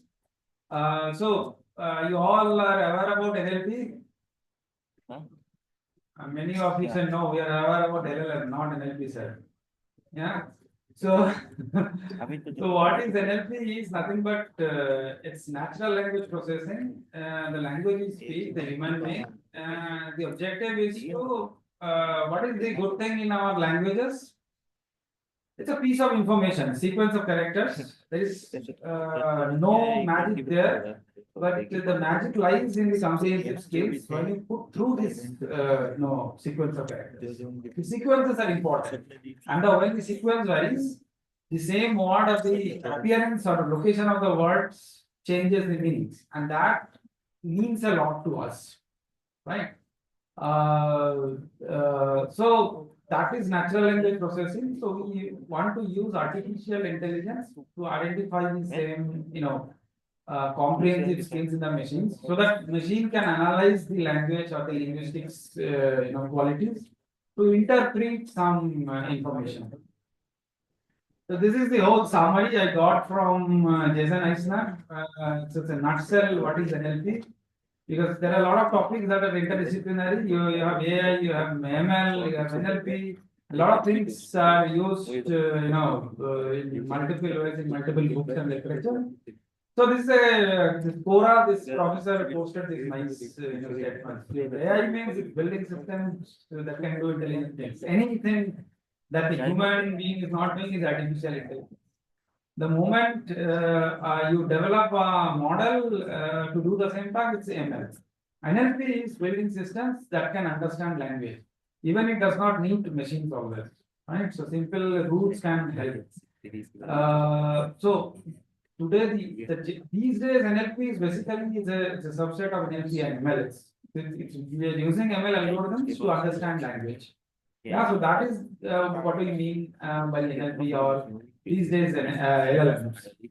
I work in biomedical and clinical natural language processing, which is going to be a domain in the next 10 years. A lot of jobs will be created, don't worry, in the healthcare sectors, just to read the prescriptions, right? Because you don't know how many prescriptions we generate in India every day. Right? If you go to a public hospital, how many prescriptions you generate, we don't know. God knows. But that's a gold mine. That's a huge potential. That has huge potential, and that can do a lot of jobs, right? In terms of our requirements. And many things are handwritten in India. Obviously, that has to be digitized, which is a pain. But the AI techniques can do that. That is one job. The second job is to identify and interpret the prescriptions. So the question, will NLP write your prescription? We need to find the answer, I would say. But yes, to some extent, yes. The answer is yes, it can. We'll try to see how it can, and what are the other NLP, what are the other applications that NLP could have, or it could solve some problems. I mean, we'll just try to give you some briefings about them. So working on NLP is easier because you don't need even pocket money. Data is open, your codes are open, you have strong LLM pre-trained models, and your resources are open. You all have a laptop, I guess, right? You are done. You can work with this. There are ample of problems in this domain which people are not even working on it. People are busy with identifying spam emails and non-spam emails here. that problem is solved, pretty much solved by Google and all these email companies. You don't have to solve it. Please focus on other domains that you could solve. Don't try to build LLMs. That's impossible with your laptop, right? If it is possible with your laptop, probably Google and Facebook have already been done. It will be patented soon. It will be in market in a year. So your effort will be in loss, in vain. Don't try them. Try whatever you can really do. You do focus on small problems because many of you are undergrad students or maybe postgrad students. That's what I'm saying. Take small problems in NLP, solve it in 3 months, 4 months, 6 months. So are good applications, and you can really solve many of our problems in day-to-day lives in healthcare. A lot of things are there that NLP could solve. A lot of problems are there. The only thing we don't have is the trained manpower. We don't have. So you need to really understand what the power of NLP. You need to clarify the basics of it. You go ahead with that, and then you can really do magic in NLP. I would say like why I would say so. Fuel in NLP is your data. These are the resources of data publications open. Most of the publications are open, apart from few healthcare publications. Medical records not open. It cannot be open because it's a private data, right? Forget about that. Social media data open. It's very useful in healthcare because we these days interact over social media. Many of the social media data can be extracted. Wikipedia pretty much open where you can get a lot of information about healthcare and biomedical data science. Healthcare blogs. Do you take medicines? Yes, you do go to pharmacy, then you come back and Google it. It has any side effects or not. Then what is the answer? You get multiple answers. Some people say it has nausea, some people say no, it has vomiting. And eventually, what is the medicine? It's simple, acidity medicine. It has nothing. You are puzzled. You take paracetamol, it will say it has a lot of side effects. Yes, it has, but we have to take it. Should we take it or not? Forget about paracetamol and this. The moment you have some other medicines like blood pressure or diabetes, the doctor changed the prescriptions for your mother or maybe your uncle. He or she came to you. Can you just check and see if this is correct? This doctor is because the doctor was very busy and he wrote something. You went to Google, you got a lot of information, you are also puzzled. Then you go for Apollo Pharmacy, Tata 1mg, blah blah blah. Then you are much more puzzled because they are giving you less price, but you don't know whether there is a useful medicine or not. The point is we have a lot of information, which is actually making us confused. NLP can really solve this, and you can really solve it. You only need to know what you have to do. The point is the data is open. There is some more data like radiology images and reports, which is also useful, but it's not accessible. Forget about these two parts. The rest of the text are available and open. Now, how do you work on this? Neither I know the biomedical terms, nor I know the medicines, nor I know the disease. You don't have to know. I also don't know. Neither I'm a doctor, not a pharmacist, nor a technician in medicine. You don't have to know that. Why? Because there are learning sources available in the internet. What they are? Another query is your biomedical ontologies. What is ontology? Simple dictionaries. You have Oxford learners. They are also Oxford learners for the biomedical domain, in the healthcare domain. What they are? They are a repository of biomedical terms and medical terms, and their diseases, side effects, phenotypes. They are open to all. I'll show you one by one. So these are different ontologies. Mondo is one ontology. Human phenotype. What is phenotype? Phenotype is the way like your hair color, skin color, whether you're tall or short, and etc. etc. And that actually is related to your genotype or the gene structures, and that is related to your body structure, health, and a lot of things. And these all are given in structured way. The only worry is you don't know which one is relevant for you. If I give a Oxford learner dictionary to a kid, what would happen? He'll be much more confused. The problem is you need to know which part I need to extract. Okay? So for example, this is a prescription, let's say. We give it to Mondo, phenomenon or human phenotype, they will extract a lot of different information. They have their errors as well. Right? Now I am not an expert to judge this. I need to call someone, but what can I do? So these gaps can be fulfilled by NLP because you also have the gaps that you are expecting. I don't even know the Mondo ontology. Say for example, congenital heart defect. What is this? Cardiomyopathy, cardiac arrest, all are similar terminology. They all are cardiac arrest. You don't know their definition. What you do? You go to Google, you see their descriptions, you are much more confused. You don't have to do that because they are written in some publications. You only have to make a synopsis out of that. Can you do that? Yes, for one or two of them, or maybe for some of them, but for all of them, can you do that? Manually, quite impossible, quite difficult, I would say. But through NLP, yes. These are the areas that you can really jump into and can work. And this is very useful for many people, particularly for the people in the remote areas, where you hardly find a pharmacist to suggest you a medicine for a certain disease. I'm acidity, I'm vomiting, what medicine I should take? You don't know. Why? Because I have certain other disorder as well. I'm not even reachable to the doctor, right? So these screening tools in healthcare can be developed by NLP. Why? You see this human phenotypes are given it. You can take these slides. This link is pretty open. If you type here, every information is available. Now the point is we don't have time to do that. Or we don't have guided information to do that. Why? Because I don't trust Google information. When I trust Google information, if I have a book as a reference or a paper as a reference, right? Now who will do this job? There are, you have you heard about PubMed? Right? PubMed is an open publishing agency, right? Do you know how many papers are there in PubMed? The open data, open PubMed. So there are open and subscribed versions. Open PubMed database has around 49 lakhs articles. We currently have that because we downloaded that. That is downloadable. So we are training a LLM model. We are building a LLM model on PubMed. So we're calling it PubMed bot. There is a model called BioBot, which is also trained on PubMed, but we are doing it in a different way. One of the job is the moment you have a PubMed, LLM trained. Now if you put this terminology there, like congenital heart defect, what it will do?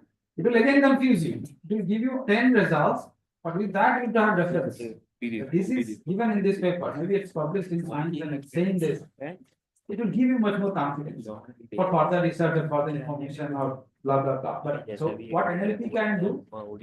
NLP has the ability to extract information. What AI can do on NLP? It can infer or impose the semantic interpretation or comprehensive skills on the NLP models, so that it can also interpret like a human being or like an expert. Right? There is another model called MedCat. It's developed in King's College in London. So what you do? They have a portal to write something. Let's say, yeah. So what is written? Myocardial infarction. What is that? Any of you know it? This is the first time I heard when I started working on this. Simple cardiac arrest, nothing else. So myocardial infarction is probably an US term. They have an UK version, German version, Chinese version, Indian version. India will mostly follow either NHS or US medical schools. Now, it's not our job to know what is myocardial infarction. Our job is to understand what this disease is and what are the medications available. What are the other comorbidities? What precautions you should take? And these fellow can do that. So can you develop a portal like this? Yes, many of you can. Right? Is it so tough? Your laptop can do that. You're not doing it. These guys are doing it, and maybe in next 10 years they will make a business. They will sell it, all of you. Probably it's a matter of 6 months or a year to spend on it. At least the first model you can build because the data is open, the model is open. You have relevance now. So the, and another LLM model is working behind it, because I worked with this team. I also have contributed to them, so you really can do that. So that's what I'm saying, it's a less, resource intensive field that you can explore. Then sir, how could you do that? You have tools also available, you just have to feed the plug into right, sockets. That's it. And you need to know that, like which plug should go where. Whatnet is a dictionary, simple English dictionary, right? Which could go with the Python tools, Python fused. NLP is also a NLP tool, which is kind of access multiple dictionaries like Whatnet. There are Stanford core NLP. These are all core NLP tools. Now there are certain bio NLP tools that will work on healthcare, like MetaMap. It will give you the explanations, the disease, and blah blah blah. But it is a Java-based model. You have to access that. You need to know the programming skills. Now, if you ask your parents or someone in your older generation, would they do that? No. They need an app to do that. You can develop that app in Python. It's a matter of 3 months, 4 months, 6 months, maybe. You can do that. Just you need to know how it works. Similarly, there are CTEX, there are COPSTAC. This MedCat is an initiative taken by COPSTAC. This COPSTAC team actually developed this MedCat tool. But this tool is even not developed completely, the MedCat one. No companies are interested in this, right? Because it's not a multi-billion-dollar business. That's what the big companies are not interested in. Even if they build an app, I mean, they can, it will be anyway free, maybe many people will use this in India, but that's not a multi-million-dollar business. So a startup can really solve this. So that's what I'm saying. You can go ahead and start or work in this area to open a startup in this field. In India, hardly many people are working in this field. Throughout the world, I know maybe 1,000 people are working all total in this field. But this field will be explored in 10 years. By that time, you have to do, this is the good chance to jump into this field. I'll tell you a simple case study and then I'll finish. It will take 5 more minutes. Sorry, I think by that time your lunch will be still warm. So please wait and just give me 5 more minutes. So having seen all of these things, are pretty much familiar with this? Do I know? Yes? How many of you are saying no? Okay. Hello. Do you know their individual potentials? Yes or no? Sir, yes. Then the moment I will start asking the next question, that how much. So what is this, by the way? Ajwain, right? We used to take it for acidity and your this disorder. Do you know how to take it? You take this much, take this way. Either in the morning or in the evening or night. Sometimes you take it, sometimes you don't take it. The moment you feel problem, you take it. Why? Because there is no literature in this regard. There is no training in this regard. But these are all gold mines. What is happening? These are rich sources of nutraceuticals. Nutrition plus pharmaceuticals. These all are herbal products that are being used by the Western pharmaceutical companies to make medicines. They are doing their experiments in the wet labs, selling you the medicine. But India is a rich source of this herbs. We are not even exploring. What is this? So, this is the English name of this, Poeniculum valgia. This is particularly so used to take it as a dessert, right? That's an habit in India. Because of this, but we don't know why this habit has been made by your ancestors. So you need to really search for that. Like, what is the potential of this fellow, right? So our team is actually. So I'll just give you a case study that you can also start doing a similar case study here. So our task. So this is the potential of Poeniculum valgia. If you read it, trans-anethol also the essential oil of Poeniculum valgia. This A stands for Poeniculum. With 0.007 gram per milliliter concentration has prevented E. coli. What is E. coli? It's a bacteria responsible for urinary infections, right? And what is the solution? You have to take costly antibiotics for 3 months, right? At least maybe 2 weeks, 4 weeks, huge costly. And you don't know how to take it. Many times it reoccurs. There are a lot of complications in this disease. But this study shows if you take it in proper manner, this way, they have done experiments in the wet lab that this disease has been cured for certain patients. We don't know that. Can we create an app which will get this information and will support the evidence as well? What is the evidence? The evidence is this fellow, this paper. Now, whether this paper is correct or not, that's a $1 million question. But since it is published, we should trust on that. But I'm not saying you should trust on that. There are certain validated documented information. So what NLP can do, NLP can pass concise documented information for further research and further information that you can do. So how do you do that? It's a pretty easy task. So you need to consult a few domain experts who works in this area, who will give you some keywords like this, which you don't know. You don't know what is thymine, you don't know what is tarpinin, you don't know what is limonene. But this is what's important. The next thing is important, their concentration and the dosage that the amount you should take, right?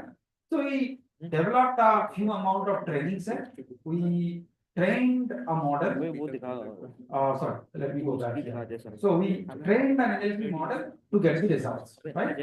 So now I'm just skipping few slides. Now how to train a model? Multiple models are available in GitHub and open resources. You try with one of them, you brainstorm. This part actually is great, where your ability should be exposed, right?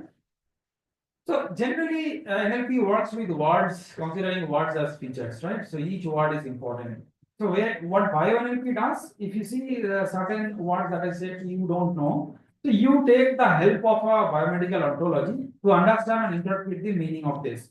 So UML is this stuff which is saying why terpenin has a specific features written in the biomedical ontology called UMLs. So instead of why terpenin, you use that information from the ontology and then you fuse it to the model to train it, right? The amount of work that your brain cannot do, the LLM can do that, or the NLP models can do that, right? So that is the objective of this study. Then you see this, I think many of you are familiar with this word and bio word, and I'm not going to details into it. You pass this information to this model, let them train, let them fine tune, get the information done for you, and your job is done. So this is the results I obtained. We are not doing well. We got a score of 0.447. You can assume this is accuracy of 44%. Is it enough? No, not happy. Why? The reason is this. The model was failing. If you read it, this sentence. While caffeic acid is important information here. What is written is, and I wanted to have caffeic acid information with its concentration and other information. It is present there. The concentration is present. Caffeic acid is present. What is written is the next line. Derivatives were not found in the water extract of tarragon. It says that this information is not relevant for caffeic acid. The model does not have this comprehensive skill to understand like where not found is there. So this is your job to improve the robustness of the model. This field is still great, very good jump, right? So that's what I'm saying, and it's not very tough. So this you have to improve the comprehensive skills of the NLP model, right? And this is the LLM generated results I'm showing you. So I just passed this sentence to LLM. This one. This trans and E. coli sentence to LLM. What LLM does, LLM also have given a short summary, but which is even used and much more confusing. I'm not even getting the correct information here at work, right? So what we did next is we said, okay, LLM has a lot of garbage. Let's generate the LLM summary only. Then use this summary as our input and pass it to another model or another LLM for further training. Right? Now we got very good results. We got around 88% accuracy. And the girl who was working in this problem, she left. She got Calcutta, MBA, she left. She's no more interested in me. So I'm saying because they're not understanding the potential of it. And at my age, I can't work on this. There are multiple work. I need forces like you to jump into this field this field in India is pretty big.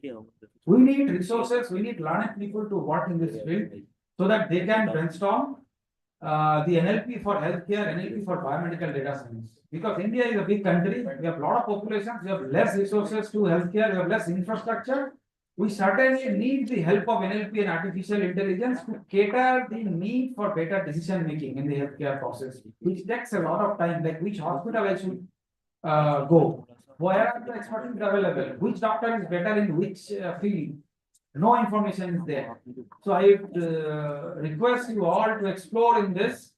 If yes, then probably NLP could write a good prescription for you. I don't know whether it will, but I'm sure it will. Thank you very much.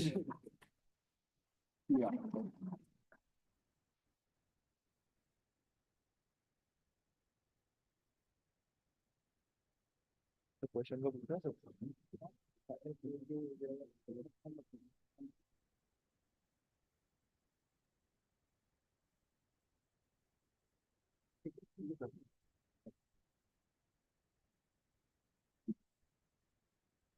Thank you so much, sir. That was a brilliant talk, and I'm sure that everyone of us has enjoyed it.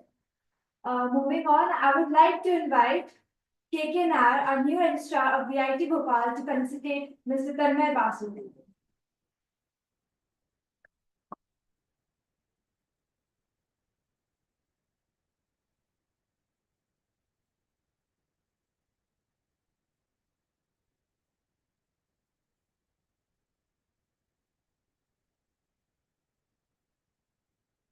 Can you have a big round of applause?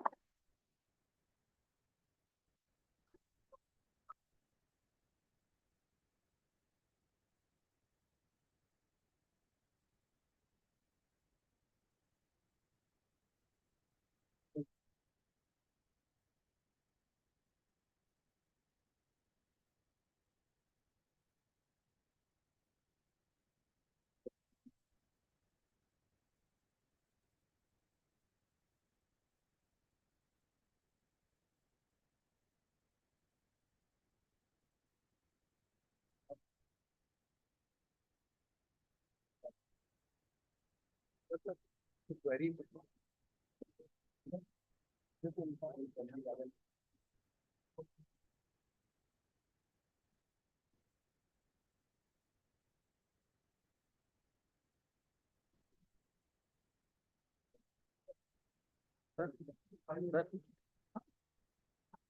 it was very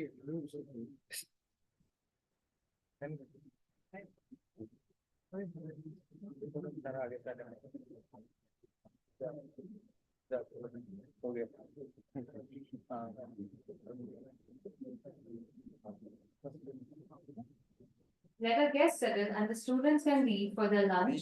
The session will continue at 2 p.m. Thank you all.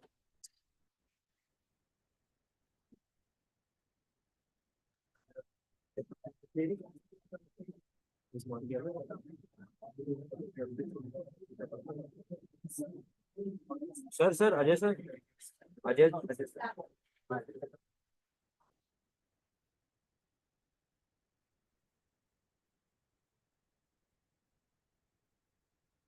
यहाँ पे किसका laptop है रखा हुआ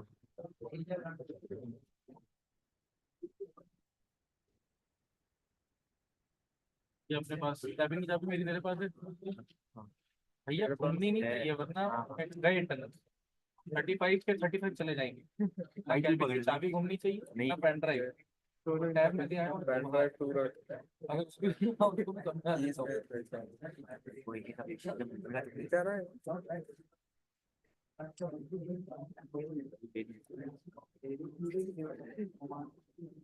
तू मजे कैसे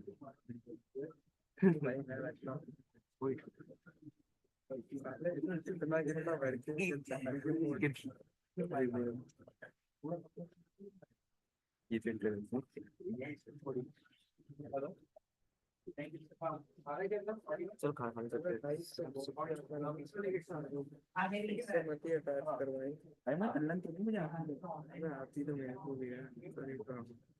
बहुत चीजों में घुसा है